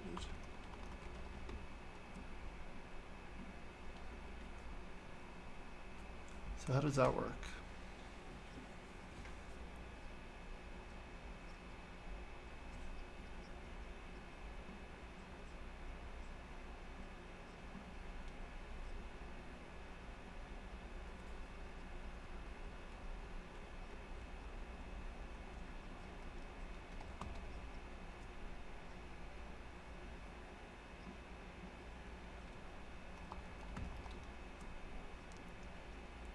Oh.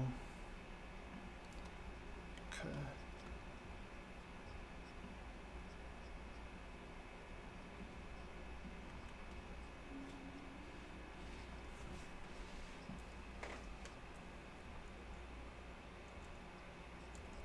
else no server.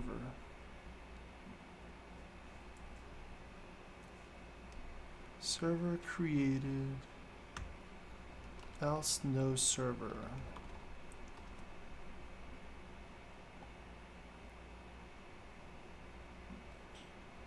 No server was created, server created. Okay.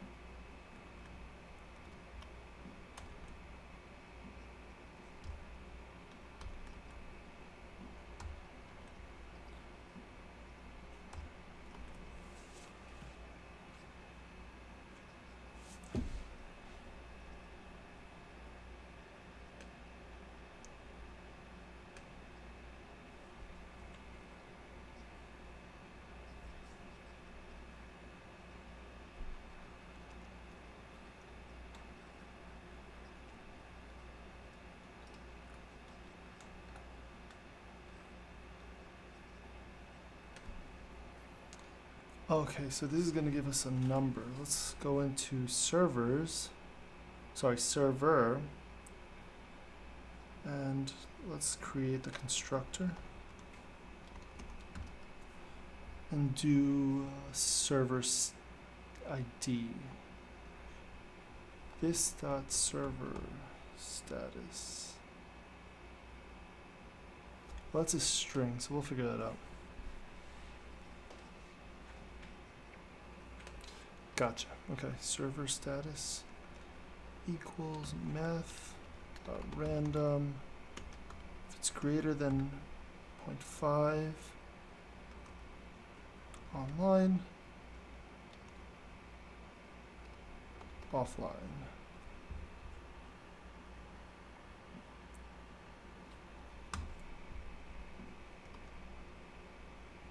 So half the time it should be online, half the time offline.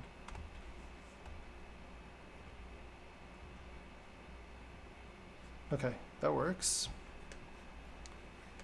And that is with a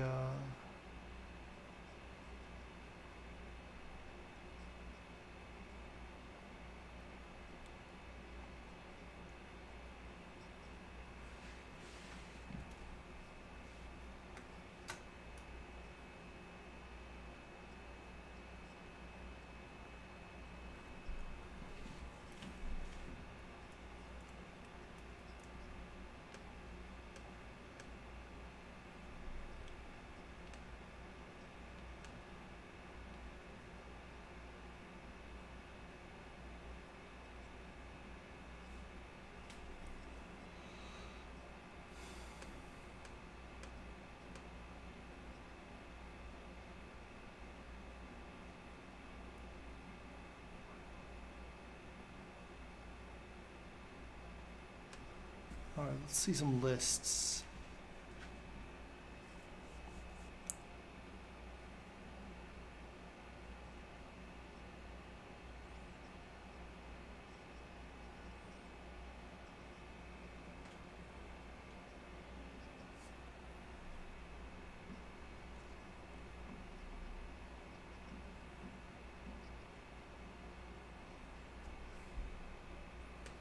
Servers component.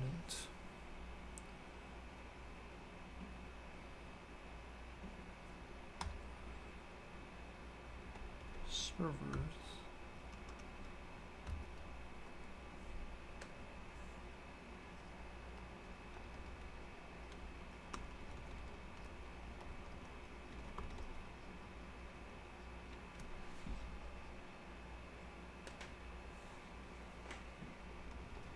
Test server 3.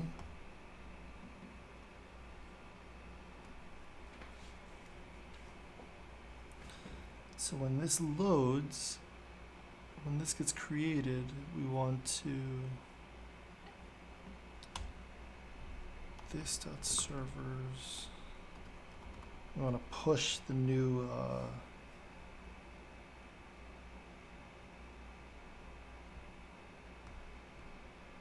server name.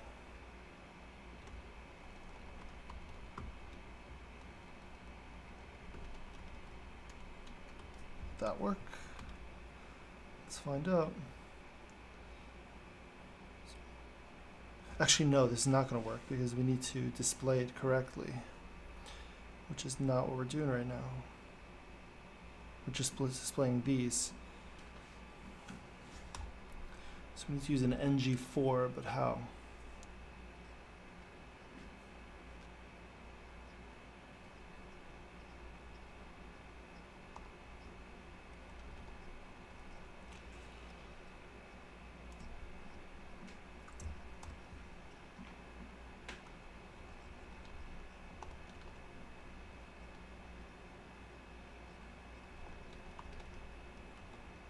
Servers.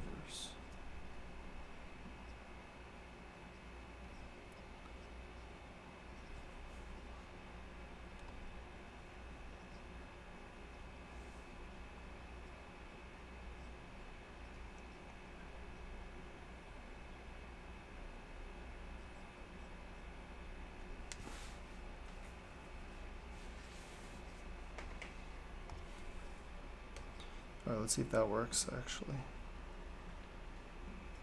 So there's 3 right now. If I add another one, adds another server. But it's not displaying the right IDs or anything like that, which is okay. But at least we can create it dynamically, the new servers.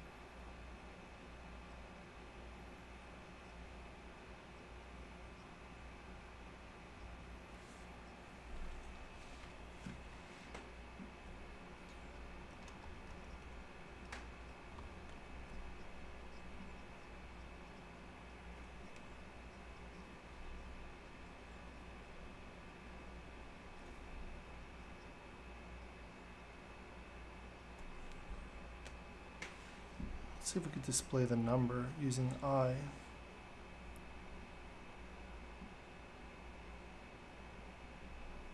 How's it being passed?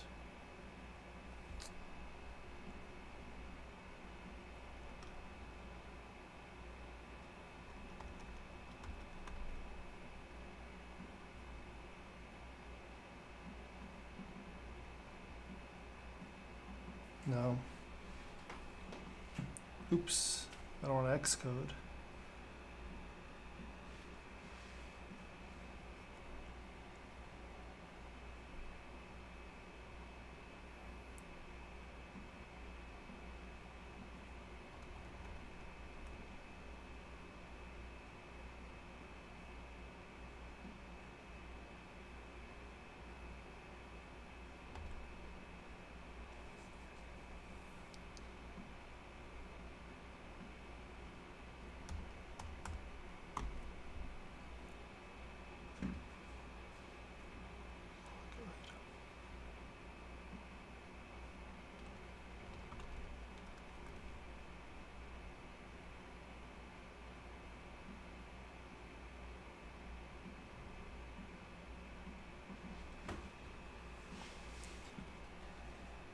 All right, that's fine.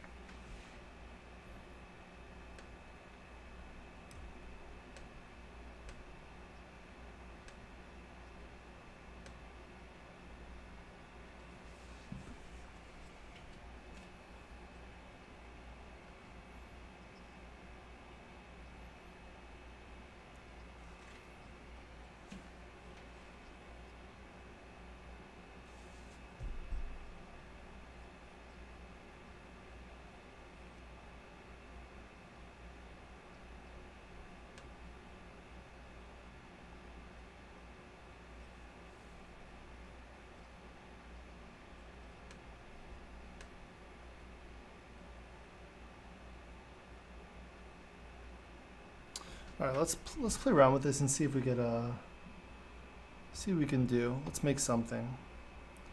Get bootstrap.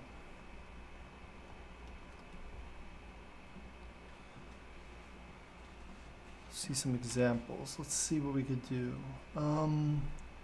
Checkout. Actually, this is interesting. Not because I want to create a checkout form, but because it would be, I mean, this would be something I could create for like work. Maybe let's play around. Let's see what else is there.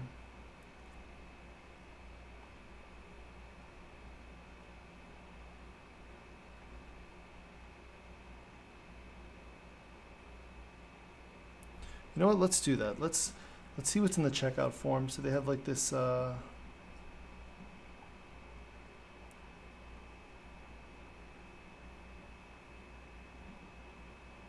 Everything in here.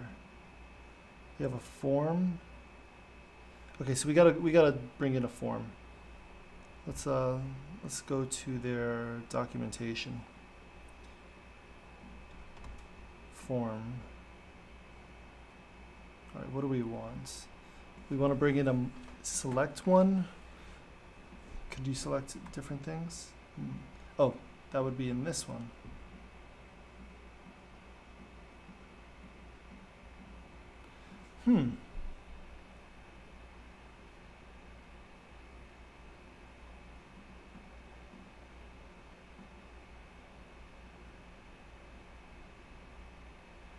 Have like a notes section. So let's say you wanted to take notes on something.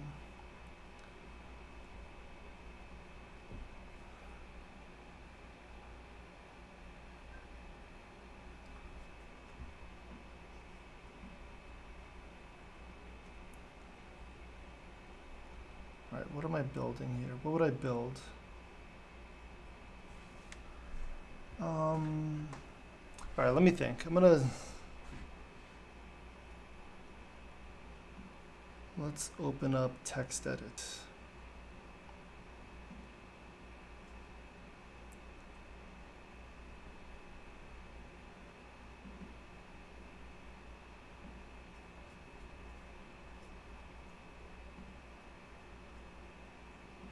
Just do a new document.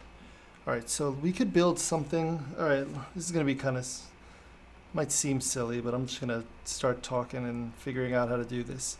All right, so let's say we had a whole bunch of schools. So I had a list of schools. And each school had a principal and teachers, and then list of teachers.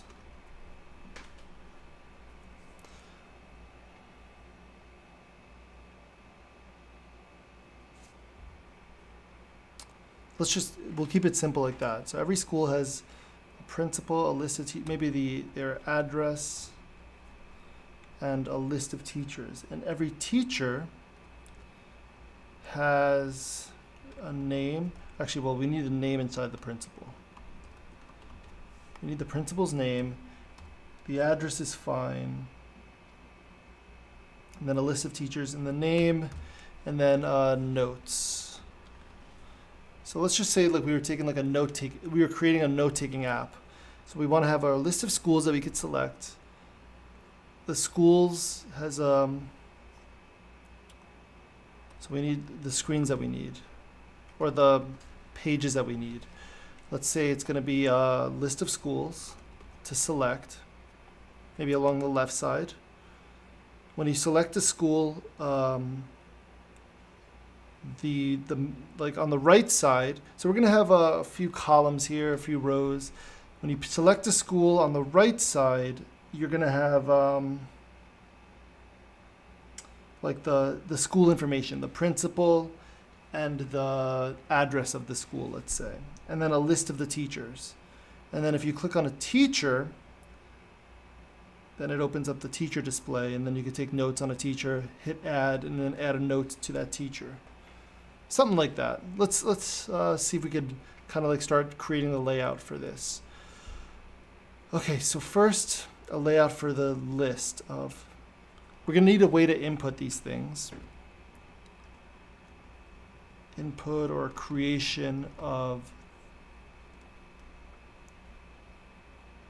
a school, teacher, whatever, or adding of that to a school.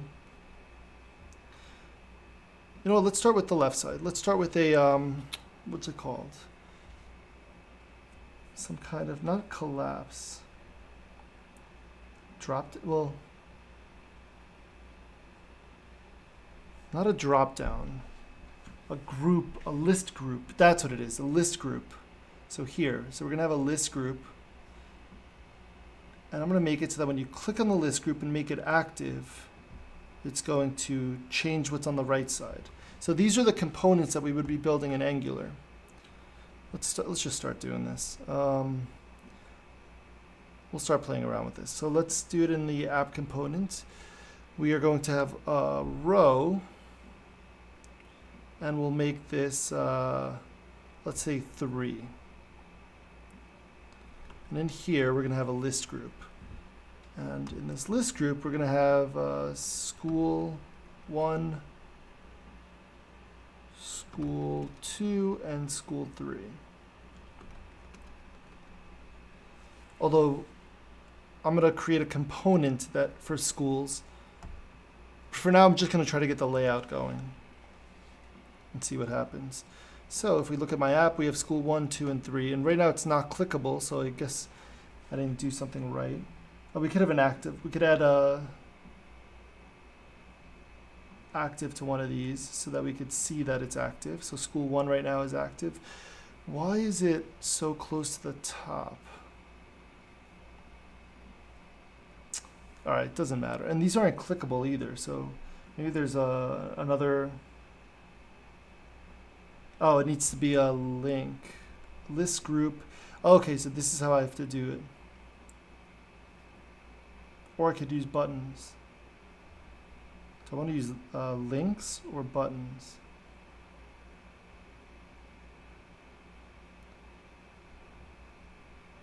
Let's use buttons. Feels like it makes more sense.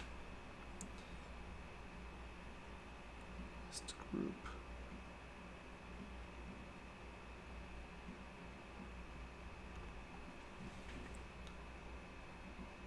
This is school 1, school 2, and school 3. And we'll remove these next 2. Actually, we should just create the component right now. Let's practice it. So we let me open up the terminal in here. We're going to do ngGC, and this is going to be schools, the schools component. I guess. Let's go with it. Let's see what happens. All right, so we have schools. We're going to put all of this inside of the list group in that component. Let me get rid of that spec file, which I don't need because I'm not going to be testing this. And in the HTML, we're going to have the list group. And this, the selector, is app-schools. So that's what I'm going to have in my app component. Now if I hit save, we should still see it in my app. Okay, that's good.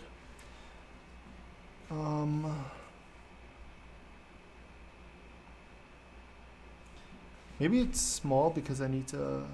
No, it's I don't know why it's that narrow. Maybe because none of the school names are... And I'll fix the active one later.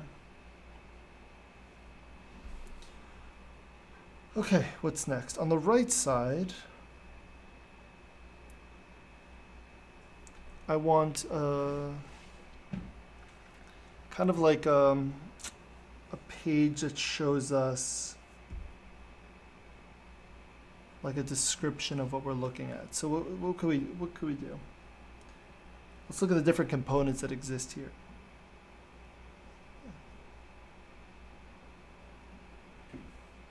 Not that. So we got to look at the components. Okay.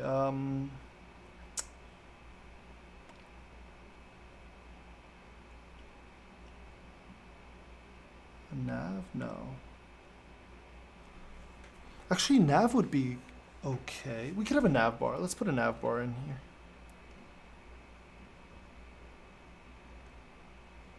Not that one, though.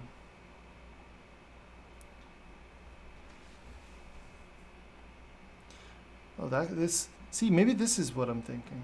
Oh no, but that wouldn't like be the schools that I'm looking for.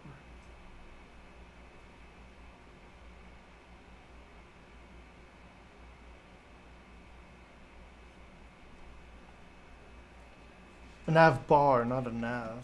Okay, so the nav bar. So let's use the darker one. Where's the darker one?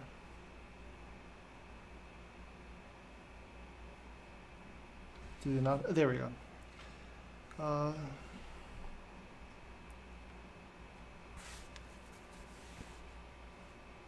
Actually, this doesn't really matter. What am I worrying about this for? Input groups, that's how we could input stuff. List group, that's what we were just looking at.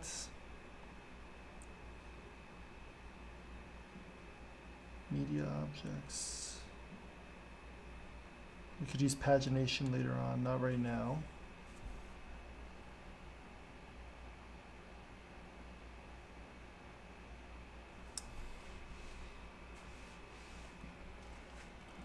Jumbotron? Let's use the Jumbotron, why not? So this is going to tell us what the school is.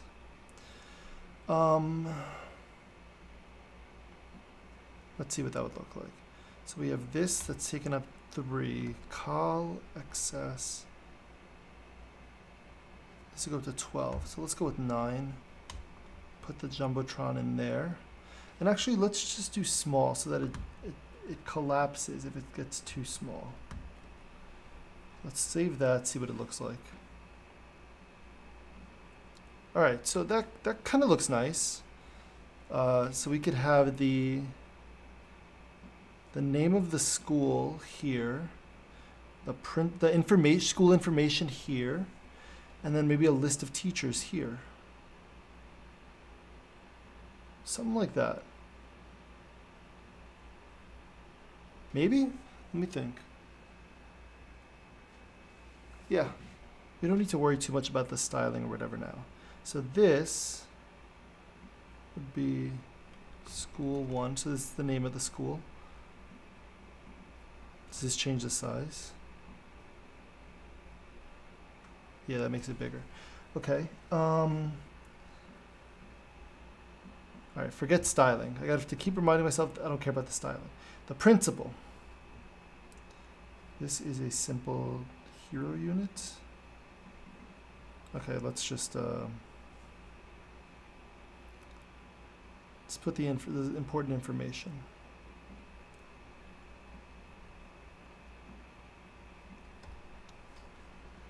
So we could do H2 would be the principal. I don't know. Mr. Happy. Mr. Banana. We'll go with that. So that's the name of the principal. And we'll, why is it blue? Oh, probably because I did styling in here before. Whatever, we'll leave it at that. And the address. Wait, there's a line in there too? Oh yeah, we have a line there. Okay, so we can put the address over here. I don't care about this. Actually, let's just change this to the address. 123 Banana Road. I don't know. California 12345. Actually, 12345 is Schenectady. So we'll just make that New York. So that looks like that. Okay. And here we would have a list of teachers. So when someone chooses a different school, it changes the information that's here on the right. And then for teachers, what would that look like?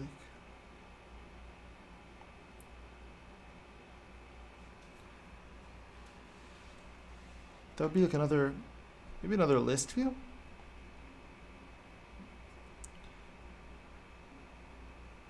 So after that line, down here we have teachers.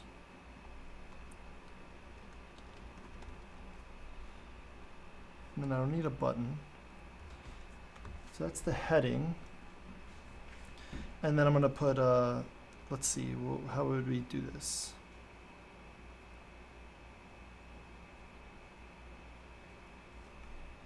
It would be maybe cards? No, it's too much, it would take up too much space to have pictures in there.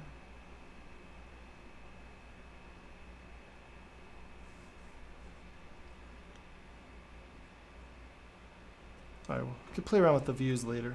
I guess it would be another list group with same idea, same buttons and stuff. So we'll use the same idea. Ooh, actually maybe flush would be nice. Can we do, well maybe we can't do buttons if we do flush, but let's see what this looks like. So beneath teachers, let's just save that for now. See what that looks like. Okay. Let me think.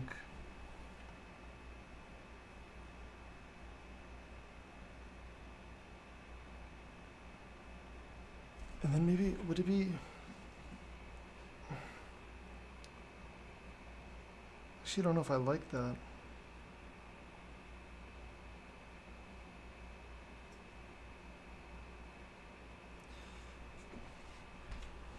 Alright, let's see if we could do something else. Where's the button group? Ooh, and I like the badges. Button group. So we'll do button group with badges. I like that a lot, actually. And can these be clicked? No. So we'll fix that. So that way we know that we have notes on some of these teachers, if we were going to do this. Okay, let's save that. Now it looks like this. So now we could see that we have some teachers when we could see how many notes we have on each teacher. Maybe a table would be better then, because you want to see at a glance when they last, like what they've done or something. Maybe something like that. Let's see the button groups anyway. That's not what I'm thinking for button groups. No, they really were input groups. No, not input groups. They were list groups, but a button instead of here, the buttons. So you could select them. Okay. Or maybe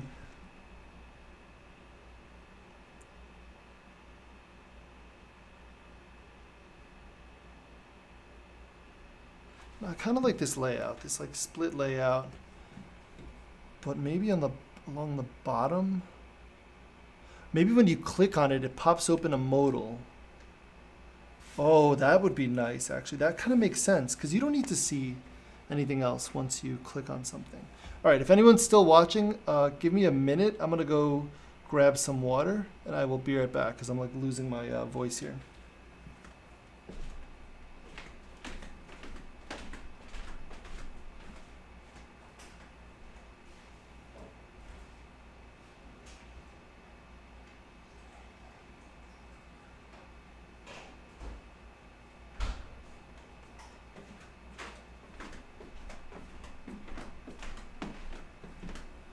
I kind of do like the idea of having a modal, because when you click on a teacher, you don't need to see anything else.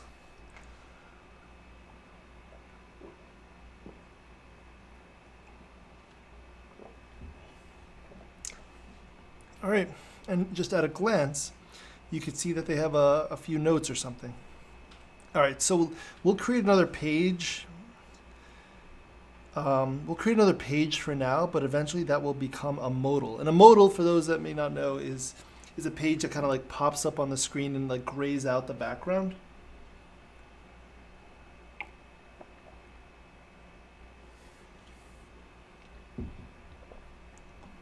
But it'll be like front and center, just the teacher view, the view of the teachers. Let's try to do that. It seems kind of fun. Let's also create a component for this. And we'll call it the teacher list. Schools. And so let's call this teachers. NGGC teachers. Or teacher list.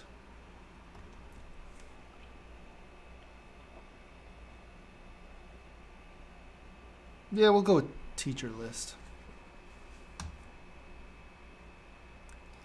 All right, so there we go. We have our teacher list. Again, I'm going to delete the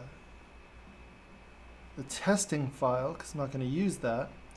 And I'm going to throw this inside of this list group stuff inside of the teacher list. And I'm going to call this, so this is going to be, teacher. Let's just make up some names. So Alice, green,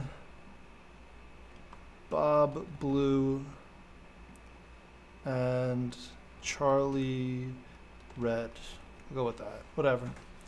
And that is going to be under app-teacher list. So let me copy that selector over. Let me close some of these things that we have going on.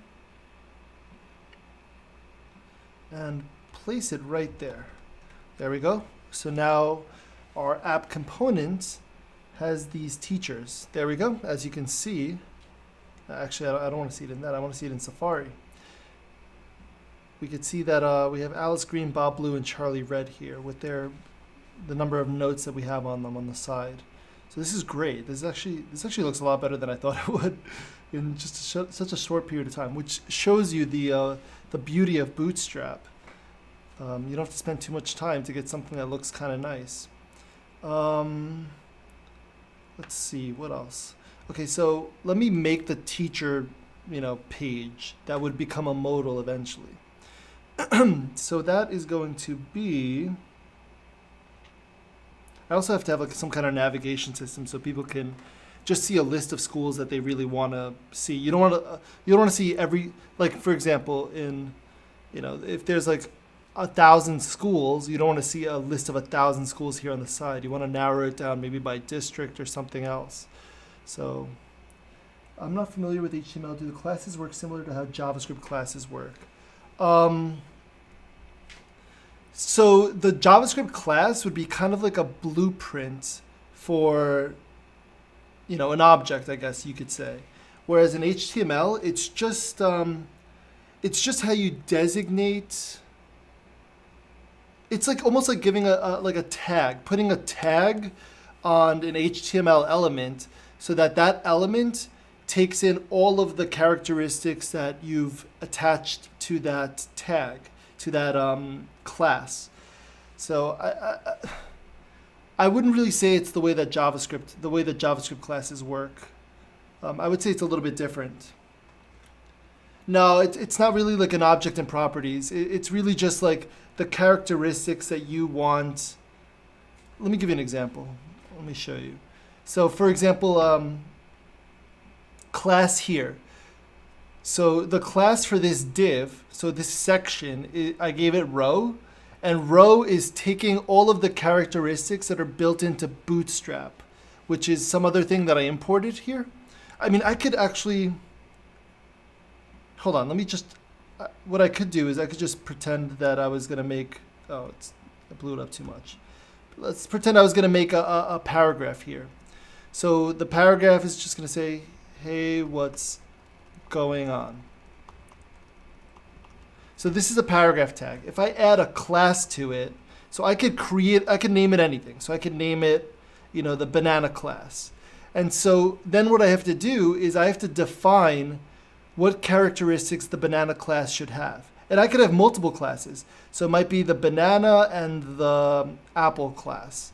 And so then in, like, for example, in the CSS, in the way that I style it, I could do, all bananas. It would look something like this in another file. All bananas are yellow. And maybe they're, I don't know. Well, let's just say that all bananas are yellow. So anything with the banana class becomes yellow. And anything with the apple class, so then in the CSS, I can say anything that has the apple class also has a background color of red. So the way that when the HTML gets read, the browser would be like, oh, okay, we're going to make a paragraph here. And it has two classes, banana and apple. What does that mean? What should I do to this text? Anything that's in between these tags, in between the paragraph tags. And so it would look at the CSS and it would be like, okay, all my bananas should be yellow. So it makes, hey, what's going on, yellow? And then it sees, oh, it also has the apple class. So we should make the background color of this text red. So that's kind of how it works. Whereas in like JavaScript, it's like a blueprint for making more objects with specific properties that you want them to have or specific features. Whereas in HTML, it's really just to like give it characteristics. Yeah, I mean, if I later had like a heading that like an H3 heading, and I wanted it to be yellow text, I could just add the banana class to it. But I want the background to be white or transparent, then I could just not put the apple class on it. So it's just a way of like giving characteristics to these things, styling characteristics really. And all of that, as you can see, all these have classes. All these classes, like the definitions for what a container should, the definition for the characteristics of all containers is contained somewhere in, actually I could show you, it's somewhere in that Bootstrap CSS file that I've imported. So let me actually pull it open so I can show you just how big it is. So I imported something called Bootstrap, which allowed me to which has like default styling. I think it was created by Twitter, so that people could have like more, can create better looking things quicker without having to spend a lot of time working on like the styling side of it. So this bootstrap.css file, it's probably thousands of lines long. Let me show you. And this has all of the characteristics. I mean, yeah, look at this thing. It is over 10,000 lines long. And it has all of the characteristics for everything that's defined in the documentation for the Bootstrap styling guide. When I was using P5, it made it easier for me to visualize the JavaScript. So classes like that in HTML. Oh, okay. Yeah, and in JavaScript, you make a class to like define the characteristics of an object. So you might have like an animal class, and then create different animals that inherit the properties or characteristics of all. I mean, in that sense, it's kind of similar. But in HTML, CSS, it's really just for styling.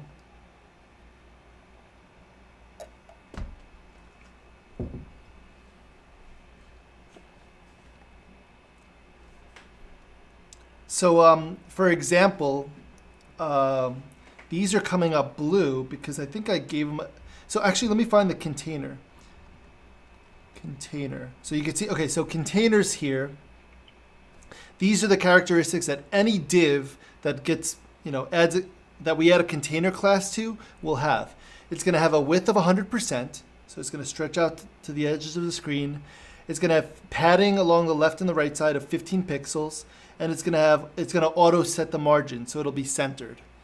And then you could see that, if you could have even more specific rules where, like, if the screen width is like, less than 500, like between 576 pixels and 768, the maximum width is going to be 540. So you could have all these different definitions, all these different rules that you could set. And all of this it's all built into Bootstrap, so I don't have to write it from scratch. So it's just nice to make a project look kind of decent, like really quickly. And the reason those are coming up blue, the principal and the teachers, is because I actually don't have a class on them. What I did was, in the CSS of the app component, so in this styling cascading style sheet, I made all the H2s become blue. But I could have made this a tag. Instead of targeting the HTML tag, I could just target a specific class. Like the banana class should be blue with a background color of, yellow. And now, if I attach that class to anywhere, no matter who I attach it to, what did I call it? Banana? Yeah. No, wait. Yeah, I named it banana. Okay, so if I attach the banana class to any H2 or any object, any HTML tag, and I hit save, now when I look at it, you'll see that it has a background color of yellow and blue text. But that is just really nasty to look at. So I'm going to remove that. I'm going to remove that class from my HTML. And I'm going to remove that from that styling rules from the CSS file. So another way to think about this is that HTML is kind of like the frame of the house, and CSS is like the walls, the pictures, the colors, all that stuff. CSS is the styling, HTML is the structure. And we style the HTML by adding classes or IDs to the tags. So all these things mean something. The display 3, the lead, my4, these are all classes that have CSS rules that are styling it somehow based on Bootstrap. Okay, so let us create that teacher page that has like all the information and notes for a teacher that we would like to have. So let us, how do we even get there?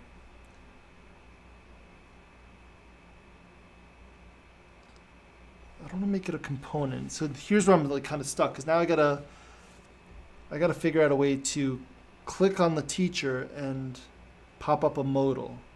So let's see if we could, how do we bring in modals?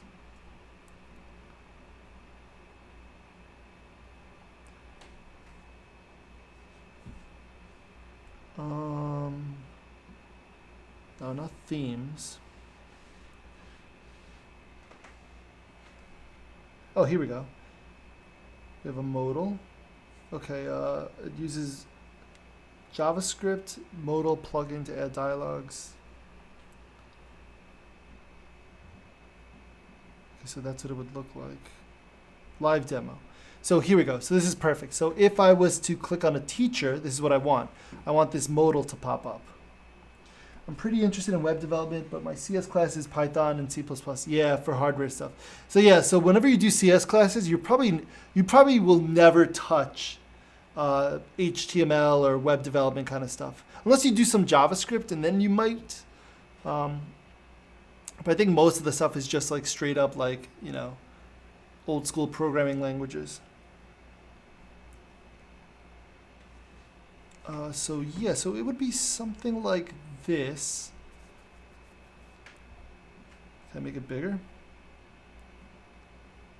No. That'd be longer, but how could I make it, Oh, this is interesting. I like this. I like this scrollable thing. Versus, no, I like this one. Vertically centered.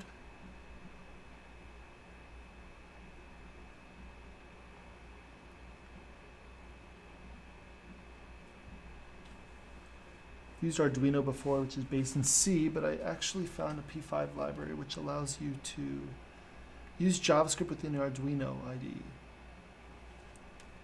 Is it C or C++ for the Arduino? I remember one time a student, a former student, Isaac, I think his name was Isaac. I think it was Isaac, I mean. Yeah, Isaac was the one that brought in an Arduino to, and he was doing stuff with it, but I thought it was C++.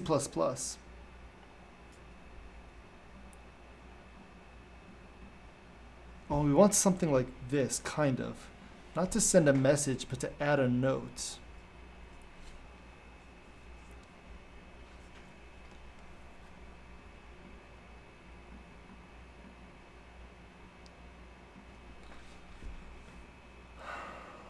Okay. We're going to need to probably do some JavaScript addition here.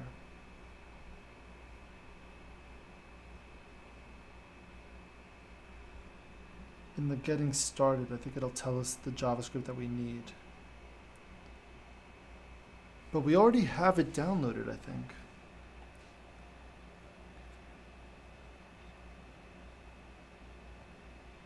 Oh, it allows you to use JavaScript with the Arduino.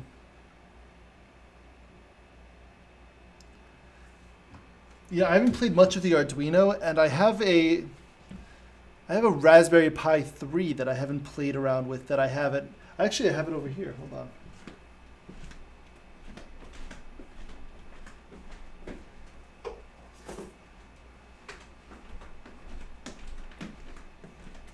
One of these. This thing, the Cana kit. So this is a Raspberry Pi 3 that I haven't played around with either. Once I get my new computer, I want to make videos on this thing. Or make videos of this thing, I should say. Mix between the two because the essential libraries will vary between the two, yeah. But Arduinos I really haven't played around with at all. Raspberry Pi before, I have a little bit, but I mean, I have one here and I haven't done anything with it. So I will probably make a video on that really soon, once I get my new computer.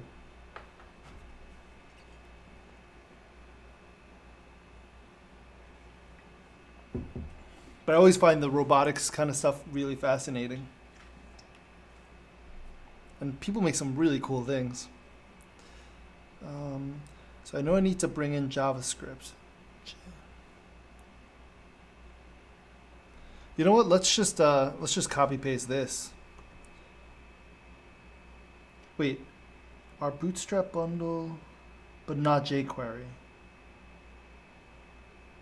So I need to bring in jQuery anyway. So let's bring in this one. We'll put it in the app component. No, we'll put it in the index.html.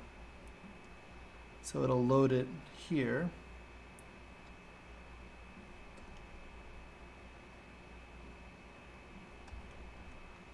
Okay, so there's a jQuery, and now I got to bring in my JavaScript, which is in here somewhere. Okay, so how am I going to know if it works? Let me put this over here.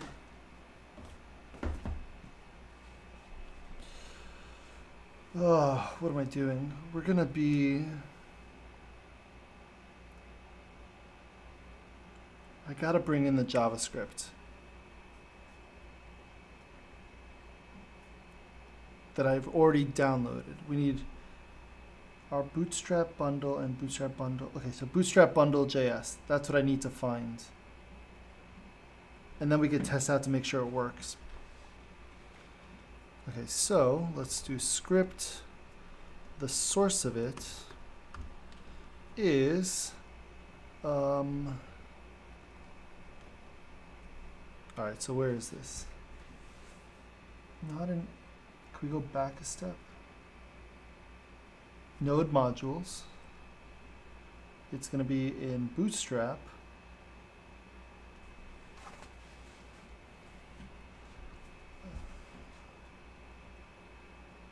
Oh, I passed it. Bootstrap, is it in dist? JS? Bootstrap bundle.js. That's it. Okay, beautiful. So that should bring in the jQuery and the Bootstrap. And now we should be able to bring in a modal. Let's go back to the content, or components, sorry. Grab a modal and see if it works. So let us just grab the code for one of these. Let me just copy the code for one of these and throw it in my project. Underneath the teacher list. Actually, let's put it in another row.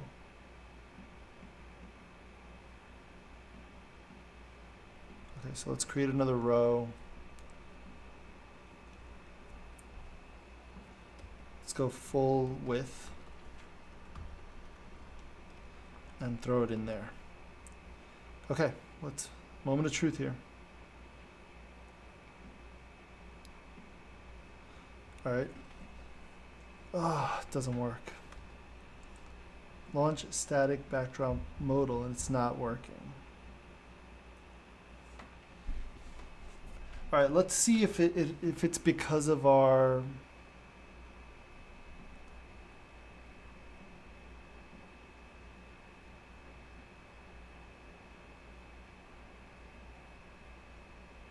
maybe it's because we didn't bring we missed something. So let's see.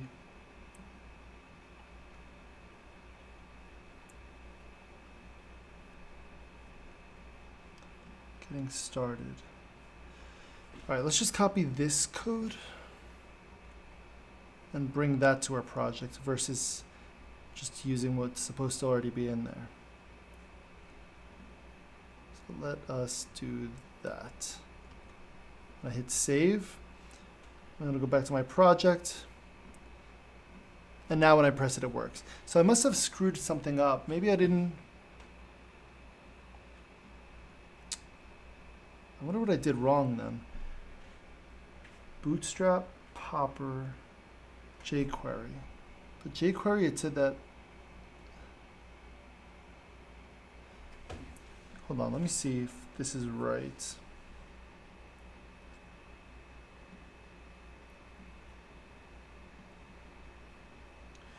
Our Bootstrap bundle and Bootstrap bundle include popper but not jQuery.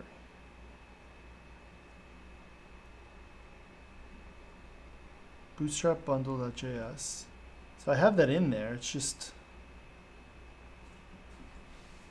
let me paste this, save it, and let's see if it's because of the, so I already have this Bootstrap.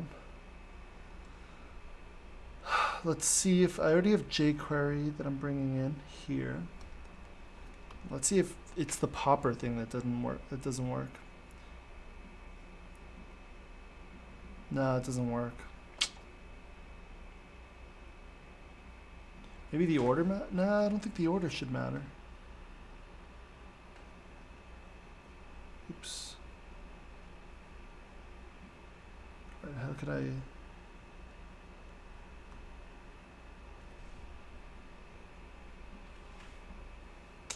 Can't remember the command for moving something up. I don't want to paste it though. You know what? Who cares? Let's just paste what actually does work. Hit save, and now it should work.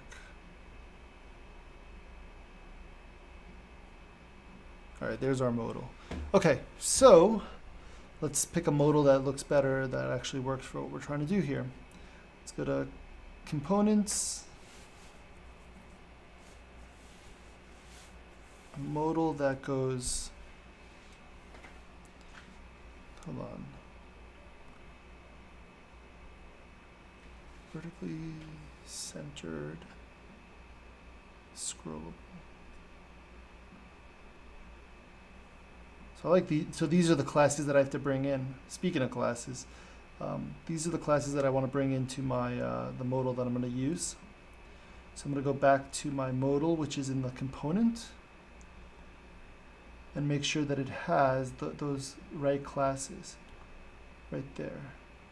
Might have to leave modal, fade, and then everything else I add to it. So I'm going to hit save. Let's see what that looks like. I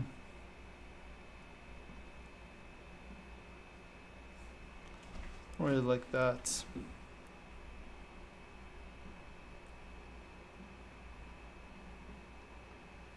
No, I don't care about the grid and the modal.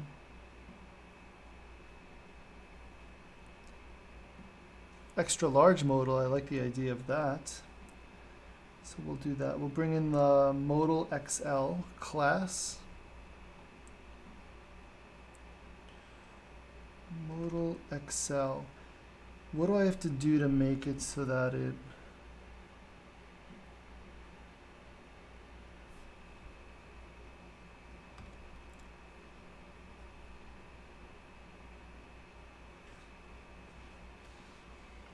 so that it looks kind of, so that it's like centered, so it's not, doesn't bring down the screen. Oh, it doesn't even look right.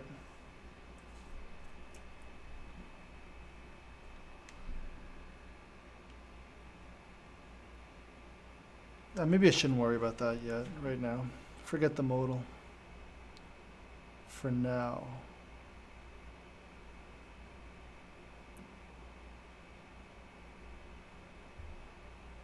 Let me close this this row. Okay, so that will contain the modal for now, but I'll come back to that later. What did we want again? Let me open up my text edit. Principal, name, address, list of teachers, I have that. And, oh, we need our pages, so our list of schools. A page that has a list of schools and the input / creation of a school or a teacher.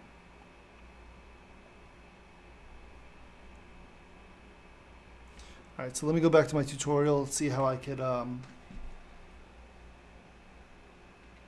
do that.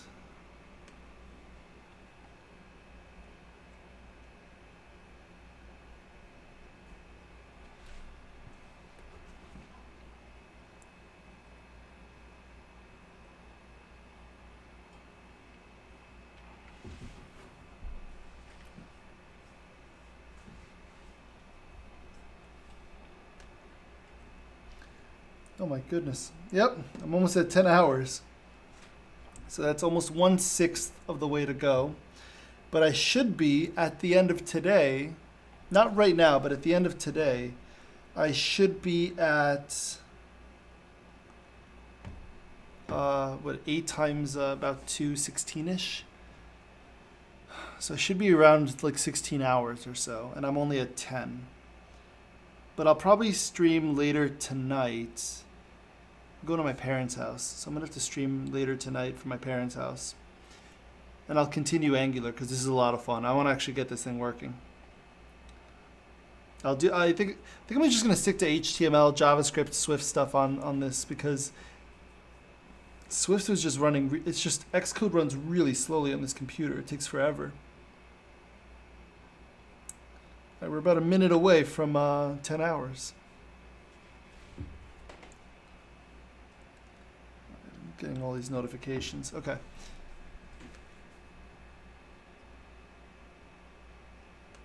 Creating a recipe model.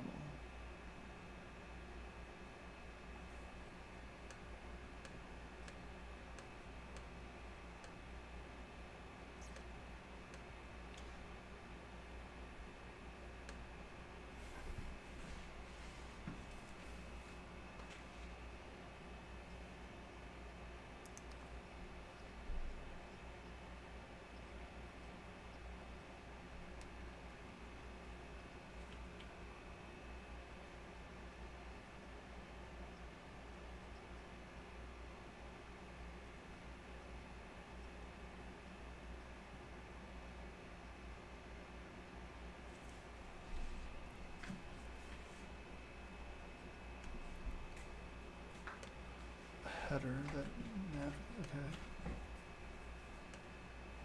Actually, would that be the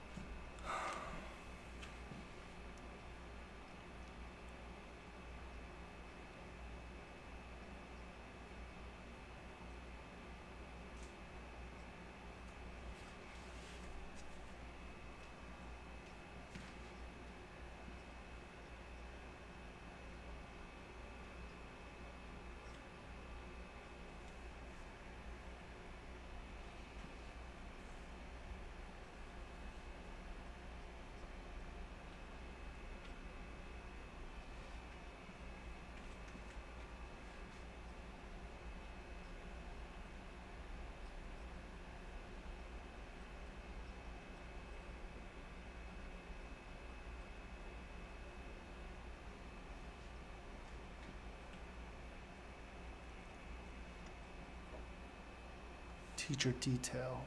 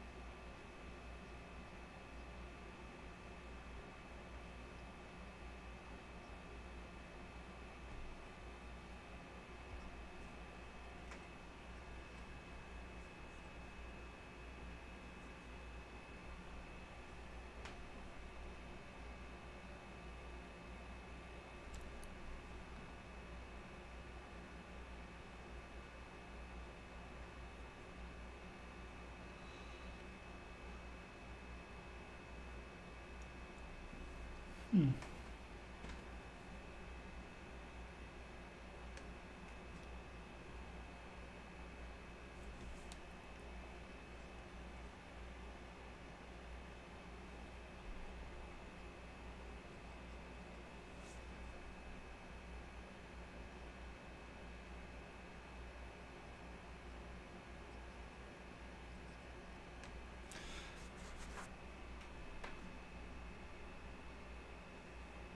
How do I get rid of these components? Delete Angular, delete component.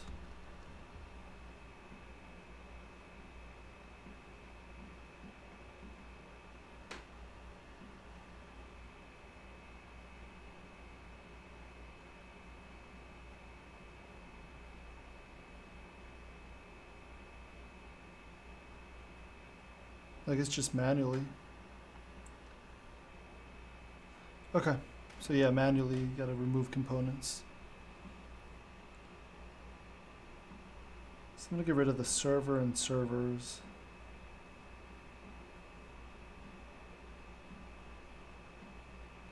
So I have my schools, I have my teacher list. Can I rename this? I want to do schools list.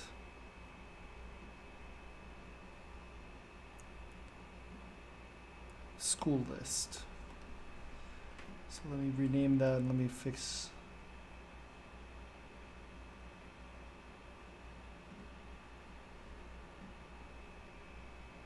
Servers, gotta remove schools, component.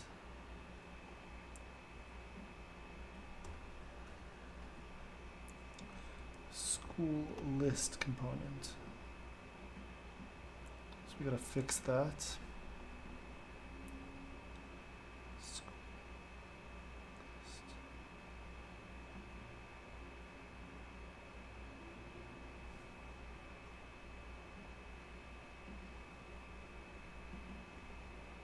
No.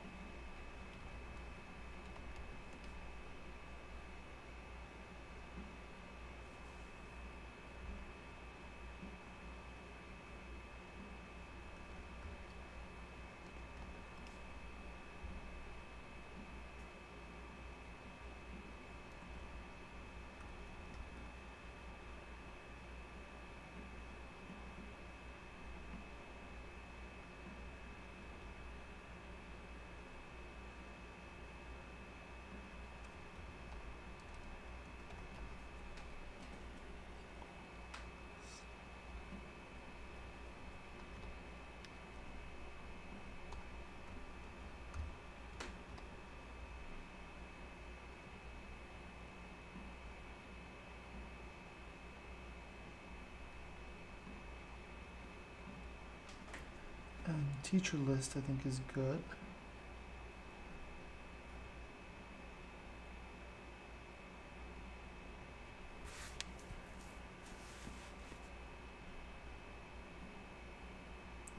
All right, let's make sure I close out some of these things and make sure that everything is good. Cannot resolve. Okay, so we have an issue here. Probably have to recreate it.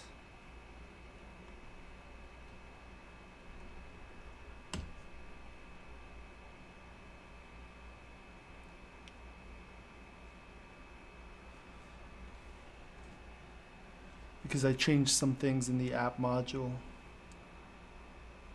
Maybe that's why my... Wait, what's going on with this?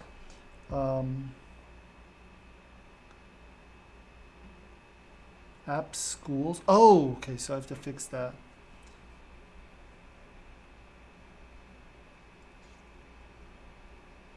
That was in the component. App school dash list.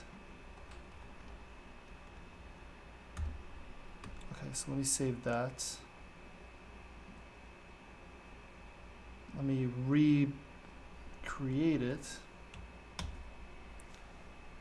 Recompile everything and then actually test it out.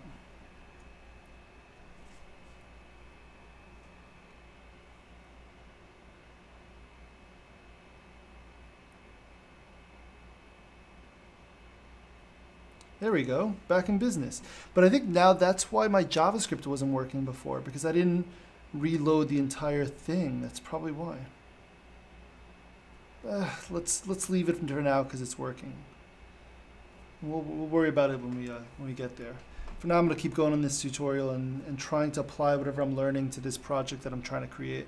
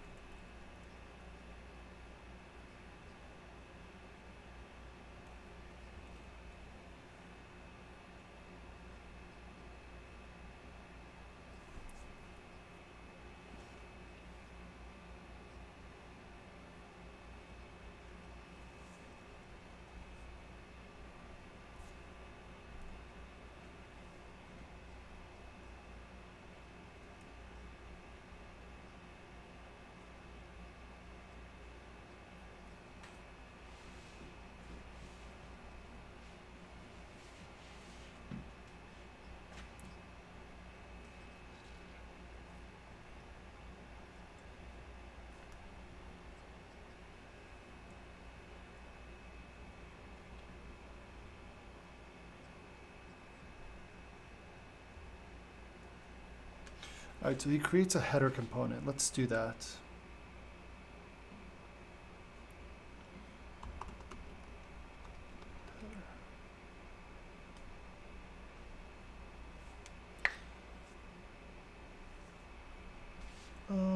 And then in the app component, we'll have a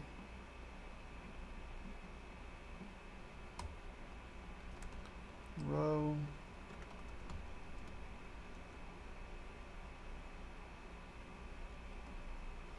and then app-header. So now we should see the header up top. Header works, okay. Maybe we'll have a nav bar in there or something.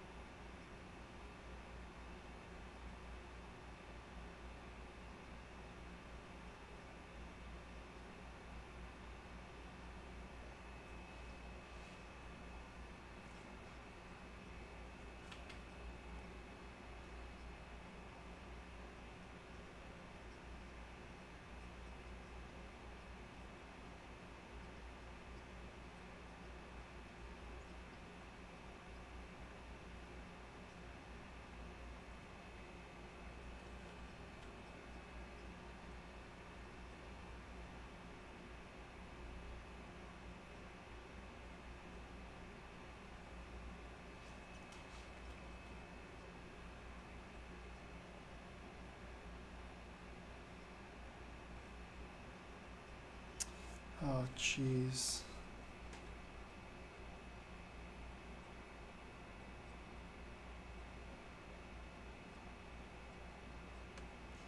Okay, so in the recipes list, I'm going to have the,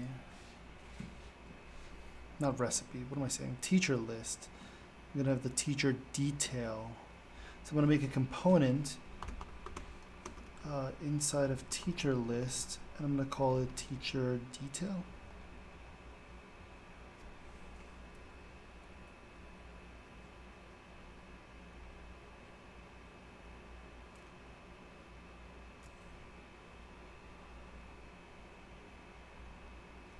Will that work?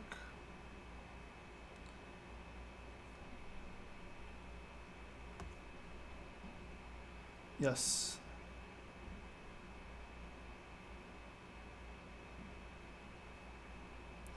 Teacher, maybe it should be teacher details. So let me delete this component. The second I make it, I'm gonna delete it. I'm gonna make it teacher details inside of the teacher's list. But I think I have to go back to this, to the module, and delete it because it doesn't exist right now.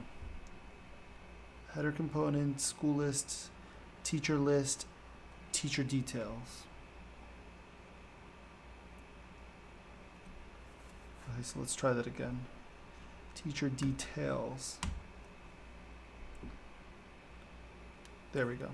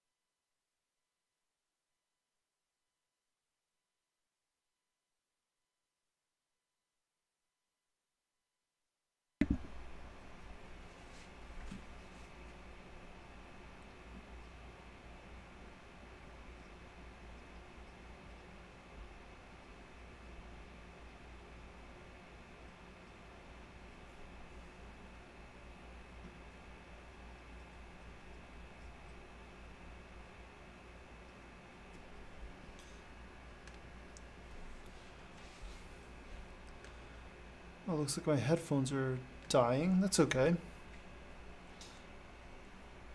Before I do anything, let me make it wider actually. So instead of 3, let's go 5, 7.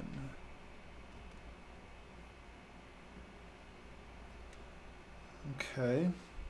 Because some of these school names are probably going to be pretty long.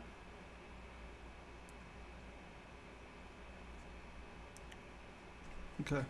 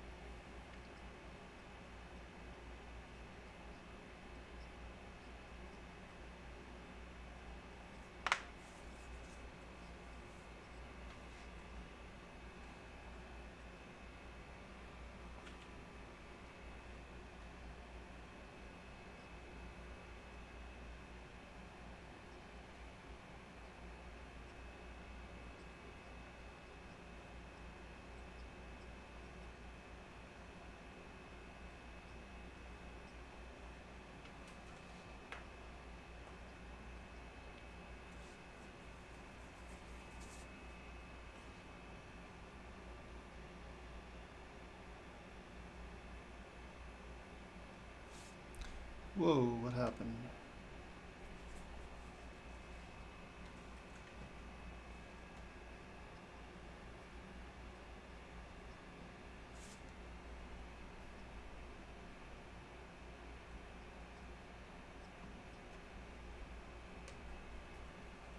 So let's put inside of the header, we're going to put delete that.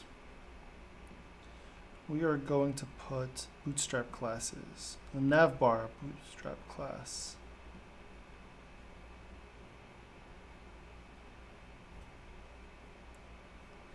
And we'll go with the darker. Navbar dark would be the theme, the class.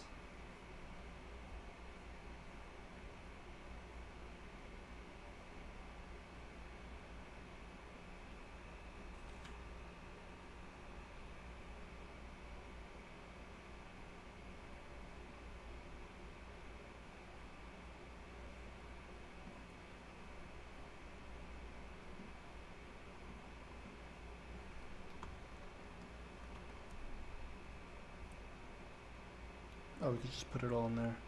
Okay. Navbar, not light. Let's do dark. Background light? How would that look? Let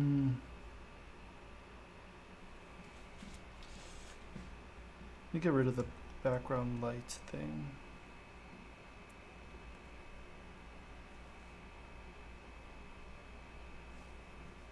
Maybe that's not how you do it. Maybe I did that wrong.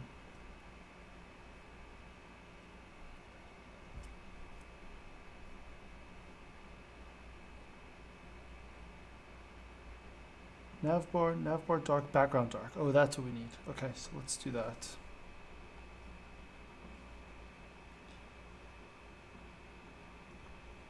Background dark, okay. There we go. There's our dark background. I like that a little bit better. Even though there's no padding or like space between the navbar, we can fix that later on. For now, this is fine. So this is going to be our school notes, we'll call it. School notes, or teacher notes. We're taking notes on teachers. Not that they're bad notes, but we're just, this would be, that's what this is like, the idea for this like little app is. Teacher notes, what else do I need? Drop down, disabled. I don't need a disabled thing in the thing. Home is fine. I mean, this doesn't really matter right now. Alright, we'll just leave it like that for now. Maybe we'll take out the disabled because just to clear up some space here.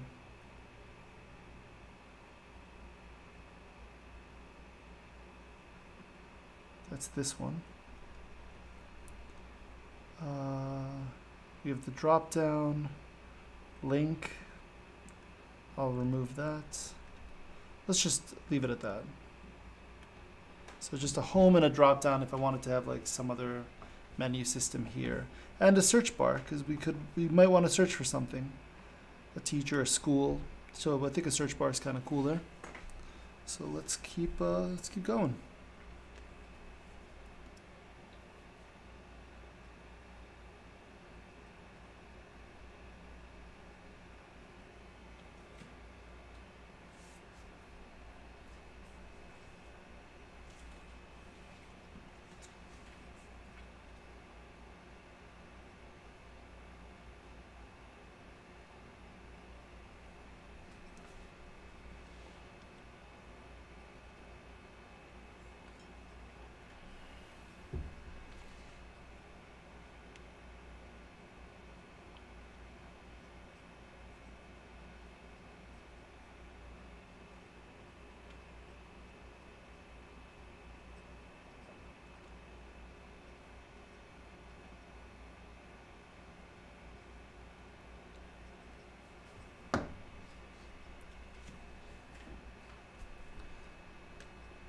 Oh, he wants us to have a list of schools.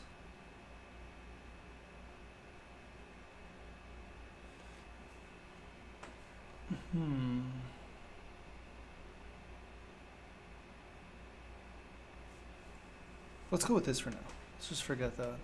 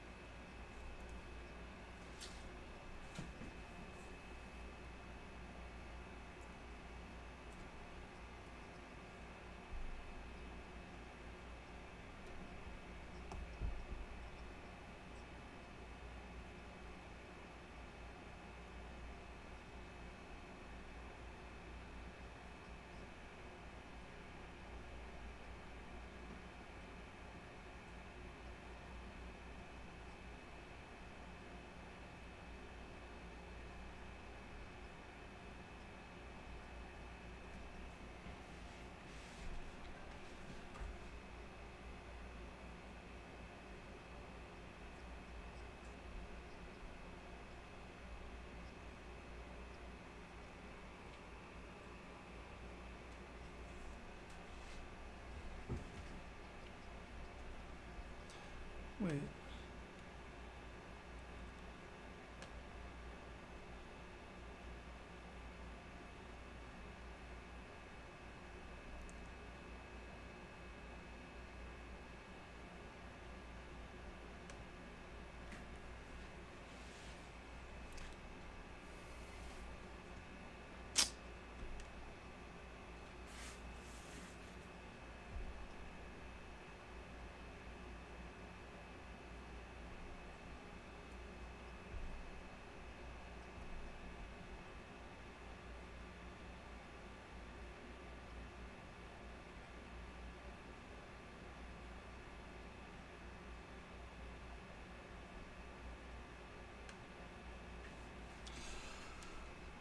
Teacher list.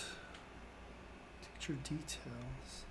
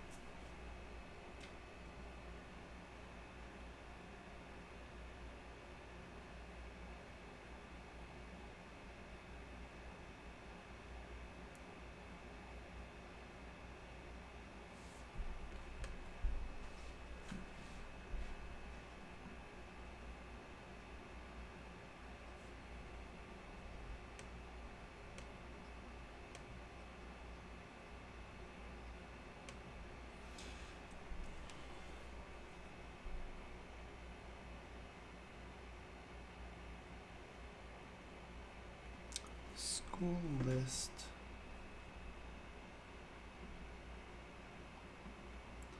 School details.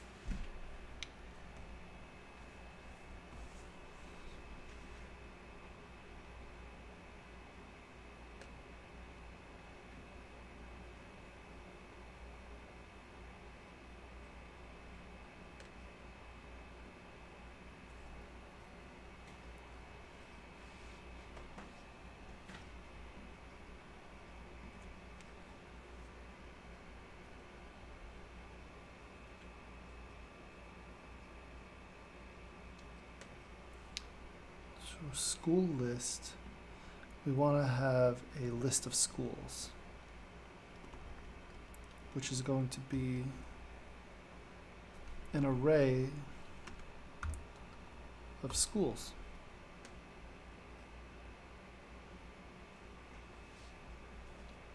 So we'll create a school model.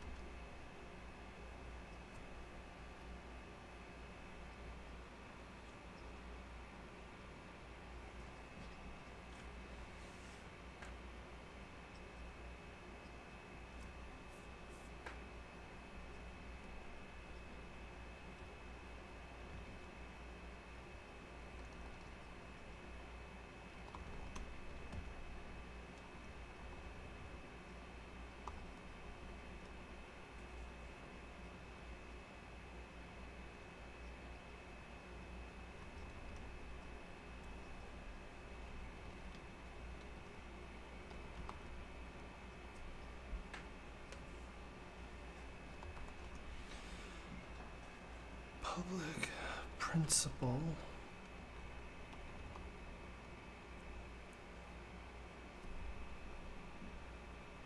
School name.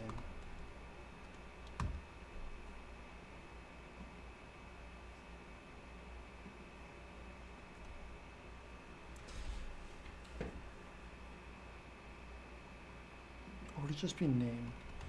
I think name is fine.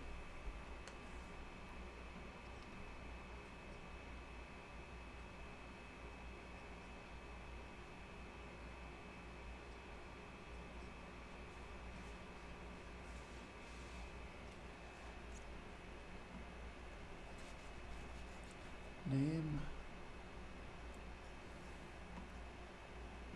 principal, and address. And probably a list of teachers.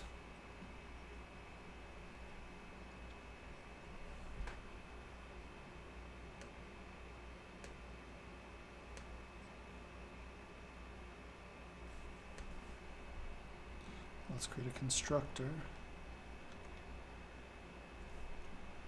Takes in the name, which is a string, address, which is a string, and the principal, which is a string. And then we'll assign it to this instance of it.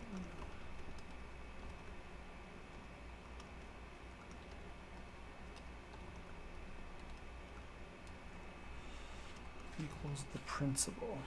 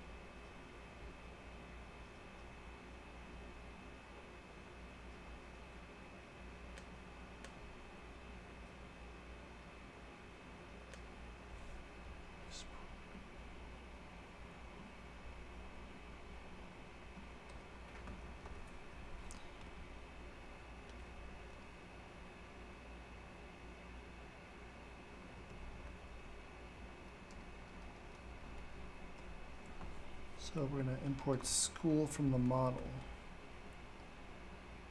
So now it knows that. Okay.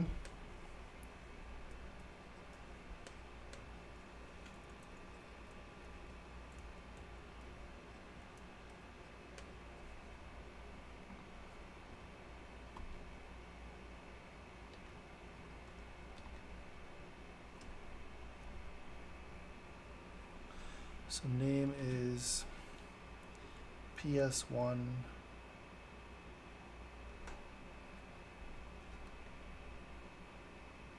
Address is 123 Banana Road.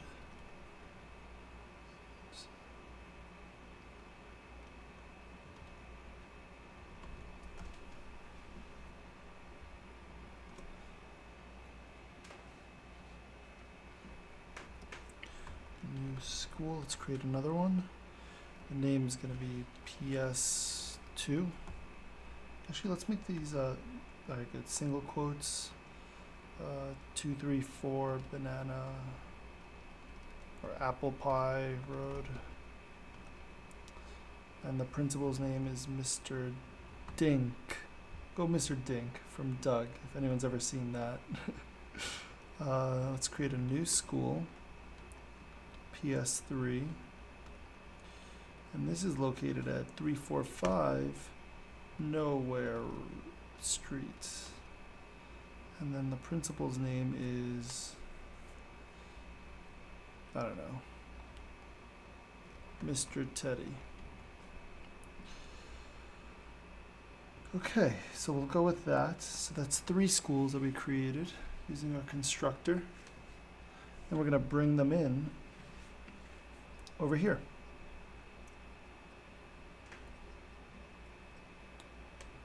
Let's actually change its name. PS1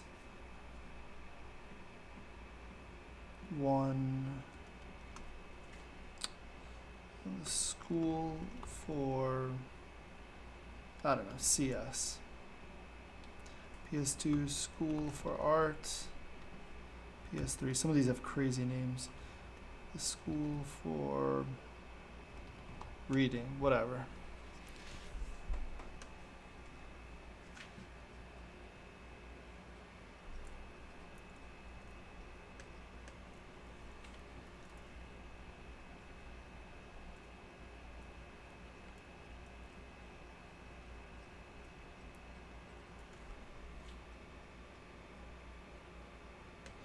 We want to display these schools in the list, which is right now showing that. But what we want to show is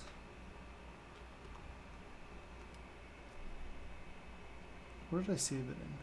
Schools. Schools 0 dot name. Would this work? Oh, I need to put it in a string. Would that work? Yes, it does work. But I don't need to do, what I need to do then is I could use an ng4 on a button. So I can do something like this. Button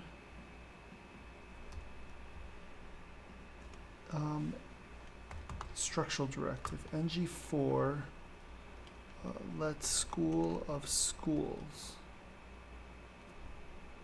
and the index of it let I equal index. Is that how you do it? And then I can do schools I dot name. Let's see if this works. There we go. Beautiful. Okay, so now we can display the name of the school. Actually, let me do a silly long name for one of them. School for reading and writing stuff. School for art and singing.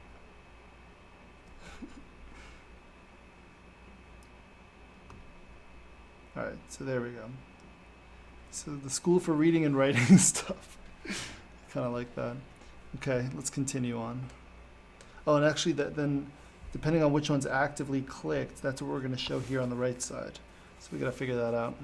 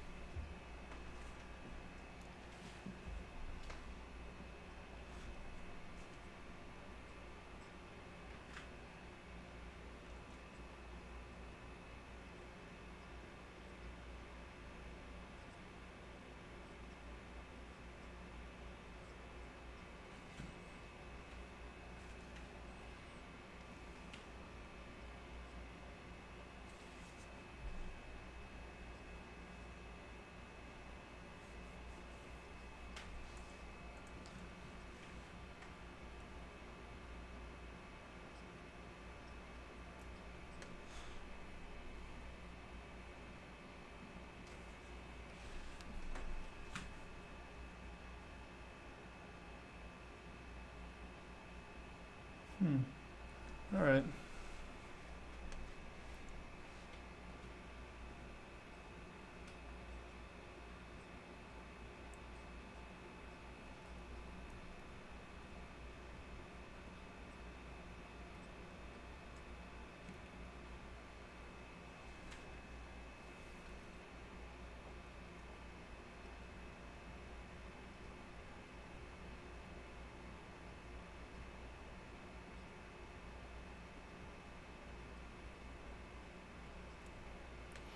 All right, so over here on the right side, let's actually get that working too. So this is the list group on the left side. Oh, shoot.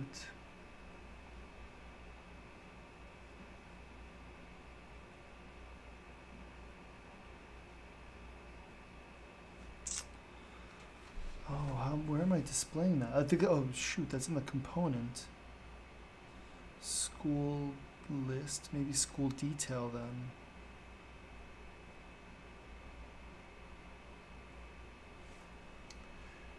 Yeah, we need a school details. Okay, so we have a school list, we got to create a school detail component. School detail. And the school detail is going to have all the other stuff. Oh, but that's fine. We'll work on that. School detail. Delete this. Let's bring in the school detail stuff.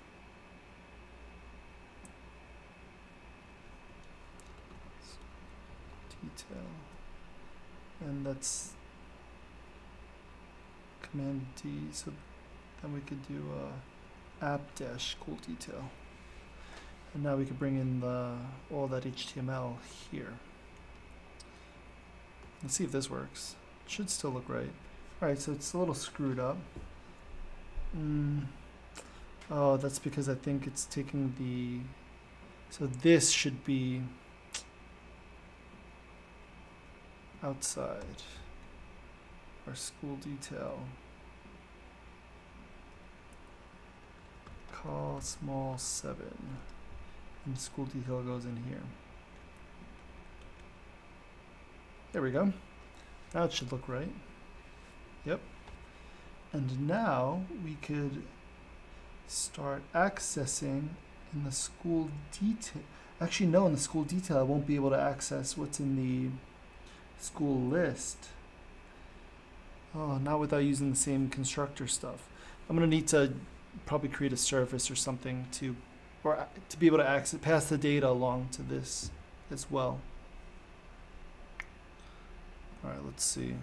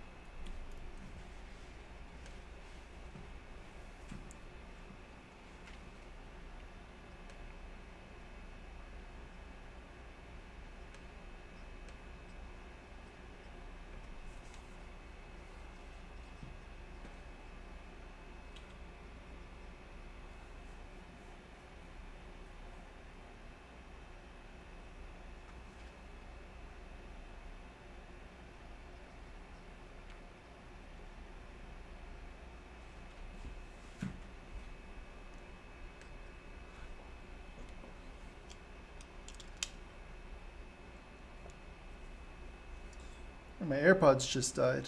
What are we, almost 2.5 hours, 3 hours in? I don't even remember. We started at 7:10. We're at 10:45, so we're 3.5 hours in. So the AirPods lasted about, I don't know, 3 hours, 15 minutes, something like that. So right now I have them charging. And when they're fully charged, or when they get a little bit higher, I'm gonna keep going. Actually, right now you might be, I'll just play it so you could hear what I hear. HTML file, I'll add another bootstrap row, and then a column spanning over the full width. And keep in mind, detail will be added to our component here in the recipes component, so it will be in this column on the right to the list. But in there, I want to have a column spanning the full available width. And I want to start by displaying the image. So let's add the image here, and let's add the image responsive class to it. Now, I will fill this with live, and I'll put some data there later. Below the image, I'll have another row. In this row, I'll also have column spanning the full width. And here, maybe I'll put the recipe name. So recipe name would be nice. Just a column in there, but to have buttons to delete it. Now, maybe add it here by adding a div to this project. You'll type button, and very important, on this button, I want to say manage recipe maybe, because we want to allow the user to manage the single recipe, and I want to add this span with the class array to have this arrow pointing to the bottom again. And I will distribute it over multiple lines so that it's really easy to see below it. I'll exactly drop that, no matter if you place them here items. One which allows us to show the redirected section. Now below this drop, and in this rough recipe, with recipe as an looks pretty good. We got the name. So this.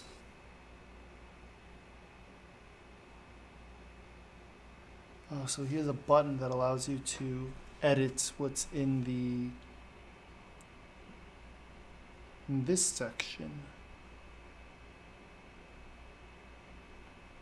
So we could have like a edit school section. What am I doing that? Safari. Okay, so maybe someone with like admin access should be able to edit the school. But for now, you know, we don't need that. Description ingredients button, which doesn't work, of course. We're going to fix this later, of course. And we don't see an image at the top, because right now, the image, well, doesn't have a source or anything like that. Now, of course, it would be nice if we could select a recipe here in the list and display it in this recipe detail component. But one issue we have with this is we can't get our selected recipe into the detail component, because the detail component is added here in our recipes component, where we also have the list. And communicating between the two components, list and detail, is something we don't know how to do right now. We have the same issue in the list component, where we had to put in the code for a single item temporarily, because if we would outsource it to the recipe item component, we couldn't pass our recipe in this loop of recipes to that component. So that cross-component communication is a huge issue right now, but no worries, that is something we're going to dive deeper into in the next course section, and thereafter we'll come back to this and enable all the communication, which allows us to outsource this code into its own component and make these links clickable so that we actually load the right recipe on the right. Before doing this, let's wrap up this section here, this first part of our project, by working on the shopping list feature.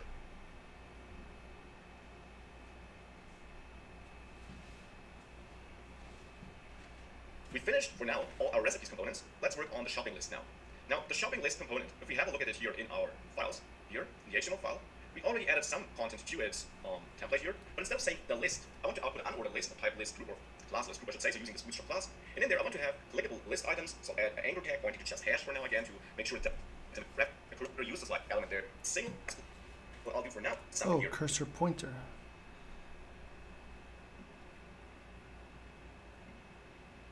No, I don't want Xcode. I want Safari. Oh, it does go to pointer. That works. Okay. I don't know why. We need an array of ingredients though. So what I'll do for now is I'll add my ingredients property here to the shopping list, and this will be an empty array. But now, just like with the recipe, we're going to use ingredients a lot throughout our app, also in the recipe section. So we probably should also create a model for this. Let's do this in the next lecture.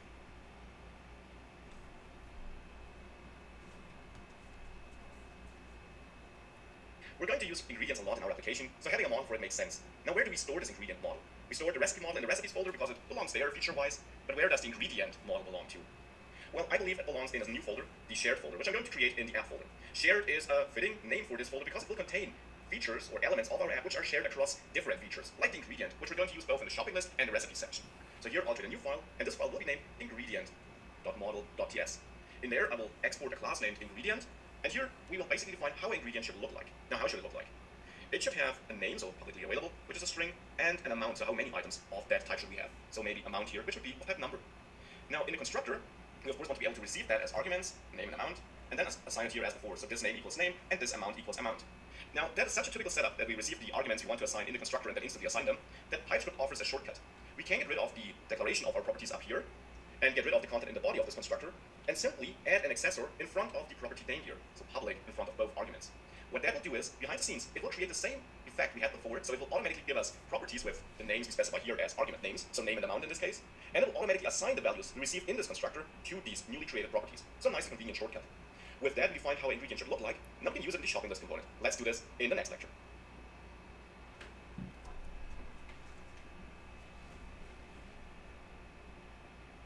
Let's use our newly created ingredient model. So just like with recipe, we can now define the type for our ingredients array, and this will be of type, well, ingredient array. And of course, for this, we have to import ingredients. So let's quickly do this from, and now we have to move up one folder so that we are in the app folder, and then we have to go into the shared folder, and there is an ingredient.model file without the file extension.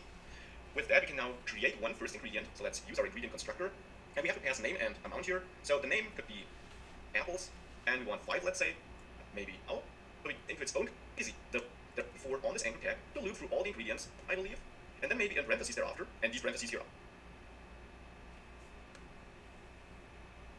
Last missing piece I want to add is this shopping list edit section here. What is he? How could I do that? Which should display as an input field, which then allows us to actually edit our items or add new ones. At least later in the course, it will add this functionality.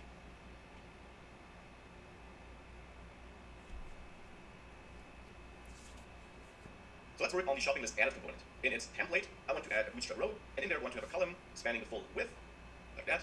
And in there, I'll add a for element. Now important, remove the action because we're not going to send a request to the server once this is submitted. But we will have a look at submitting forms later in this course. We have a whole section about that, and that is when we will fill this form with more life. For now, in this form, I want to have a row, and this should now maybe have a width of only 5 on small devices. On very small devices, it should span the full width, which is why I'm using the SM class here, bootstrap class for the, and I'll add an input. Make it look nice. Give this with for the amount, type, user, I'll add, and here I want to or edit style button submitter because it's of type and clear. Lead it's clear to not do. We make this blue with button primary. You have an input field for the amount, for the name, and our button switch later will be filled with some life so that we can manage this ingredient.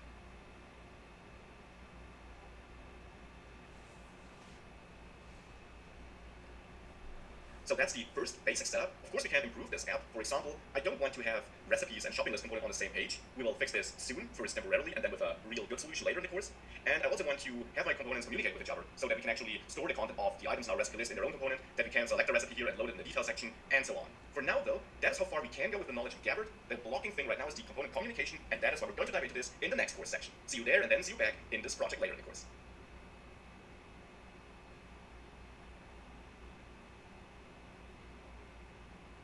Welcome to another course module. And now the basics should be set, and we had a closer look at what makes up an Angular app. No check error messages. Alright, let me go over to the second section. Welcome to a new module. We learned the basics and we set up our first project. Additionally, we had a look at how to find and fix errors. Now I want to dive deeper into components and data binding, and how you can connect both concepts even closer to now make the next big step in your application. Let's start with an example project. You can find it attached to this in the next lecture, and enhance this project to take advantage of components and data binding to make it a better app.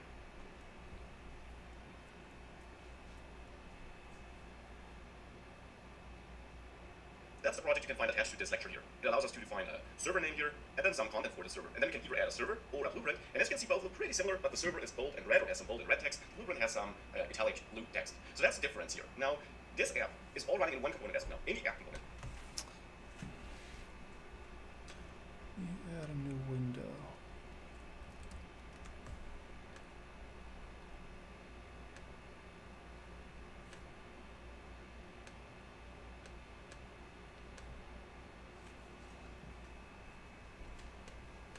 Here in the template we got a lot of code, and we can do better. We can split this up, because that's not ideal having all the logic in this component here. Maybe splitting it up makes sense, because that would also allow us, if we build a bigger app, to reuse parts of that. So how could we split this up? We could create a new component for this whole cockpit here, where we enter a name and content and click buttons. And of course we could also create a component for an individual server.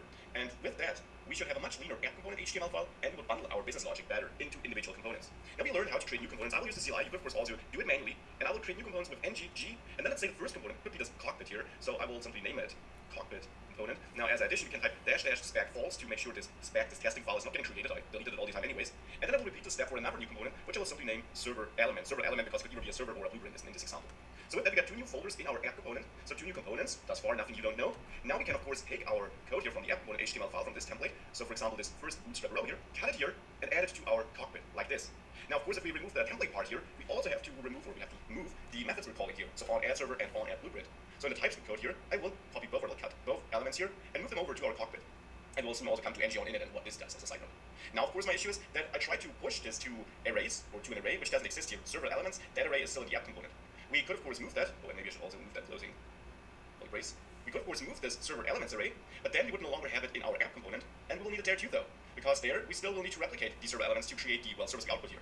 So, as a first step, what I can move, of course, cut and paste, are the two properties which are used here with two-way binding. So I can move that to the cockpit, but we will have to see what we do about this server elements array.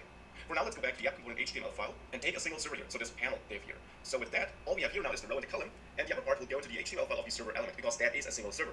Now here, of course, we have this loop, and that's not what I want to have in here, so I'll get rid of it there, because I still want to manage my array of server elements in the app component, because we somehow need to be able to manipulate from the cockpit, and then replicate it in the app component to create multiple instances of this server element component, which is only a single server. Keep this in mind, this is not a list of servers. Of course, you could set this up differently, but this is the approach I will go with, and this approach won't work right now. We also try to access an element property now inside of our server element component, which we also don't have.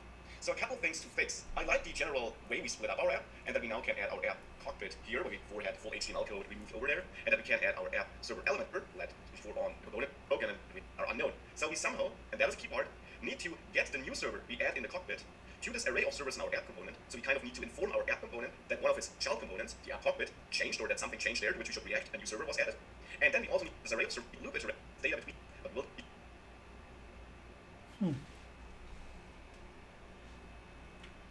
In the last lecture, we split up our app into multiple components, which is great. That is why we use components.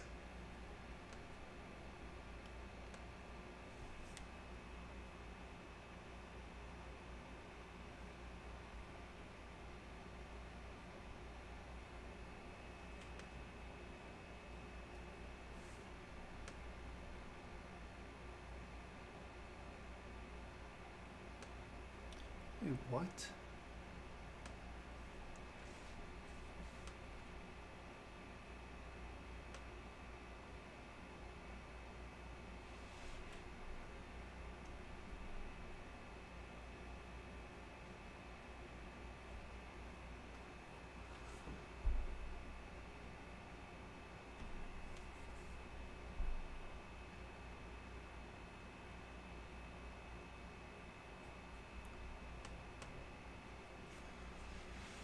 All right, I think I'm gonna stop the stream. We're about almost at 11 hours. So I'm gonna kind of like recap what I just did in case someone just scrolls to the end and is trying to see what's going on. So we started off, today was gonna be a little bit of a different stream in that I wasn't gonna be like teaching you how to do something specific or really going through something from start to finish. I was really doing a tutorial, and as I started doing the tutorial on AngularJS, or not AngularJS, now it's just called Angular. I think they're up to version 10. I I was gonna take what I was learning and apply it to a brand new project that I wanted to work on. So I started doing the tutorial, worked on it for a little bit, had some conversations with some people in chat, and then I started building this app, just like a way to kind of take notes on. Well, the idea is to be able to take notes on teachers. So, for example, in my day to day, I have to go to schools and I have to like make observations and take notes on what I'm seeing. And it would be nice to have like one central place where I can take notes on that. Or let's say I like reach out to a bunch of schools and principals and teachers. It'd be nice to be able to take a note on like the communication that happened and not have to and just be able to keep track of that. It's just a lot easier. It would be a lot easier if there was like a central place I could go to look at that instead of having to like go through my email and try to find things like, that are all over the place. So I started working on that, and I'm definitely not done, not even close to done, not even like 2% of the way done. But I kind of started making the layout. I showed how to use Bootstrap a little bit. What does this S mean? Oh, am I searching for something? Let me get out of that. All right. Well, anyways, I worked on the layout a little bit. Kind of got like some kind of interface going here with the left side showing like the list of schools and the right side showing the school details and the teachers. And then the idea was that someone could click on a teacher. You could see how many notes there are on them. And someone could click on a teacher and see, in a modal view, like see the details of the teacher. And you could add a note in a little tiny input box or something. So that was the idea, or that is the idea. I'll probably continue working on this tomorrow. It was quite a bit of fun to do the tutorial. The problem is that it's really boring to watch. I could just imagine like someone like opening this up and seeing me just watching another tutorial, and I had my AirPods in like the whole time, pretty much, almost the whole time. So it's like you don't hear anything, you just see me watching something else, and you can't even see what I'm watching. And then just once in a while you see me on my screen. So, I mean, that is what it is. It's probably gonna be the same format tomorrow or the next day. But that's just what it's gonna be. But, thank you for watching. I see that we still have one viewer in here. Thank you for staying here the whole time, or making it till the end. We're gonna stop the timer. Let's stop that right now. We're at just over 11 hours. So I will see you next time. Thank you so much for watching. If you have watched all the way till the end, goodbye. Have a good night.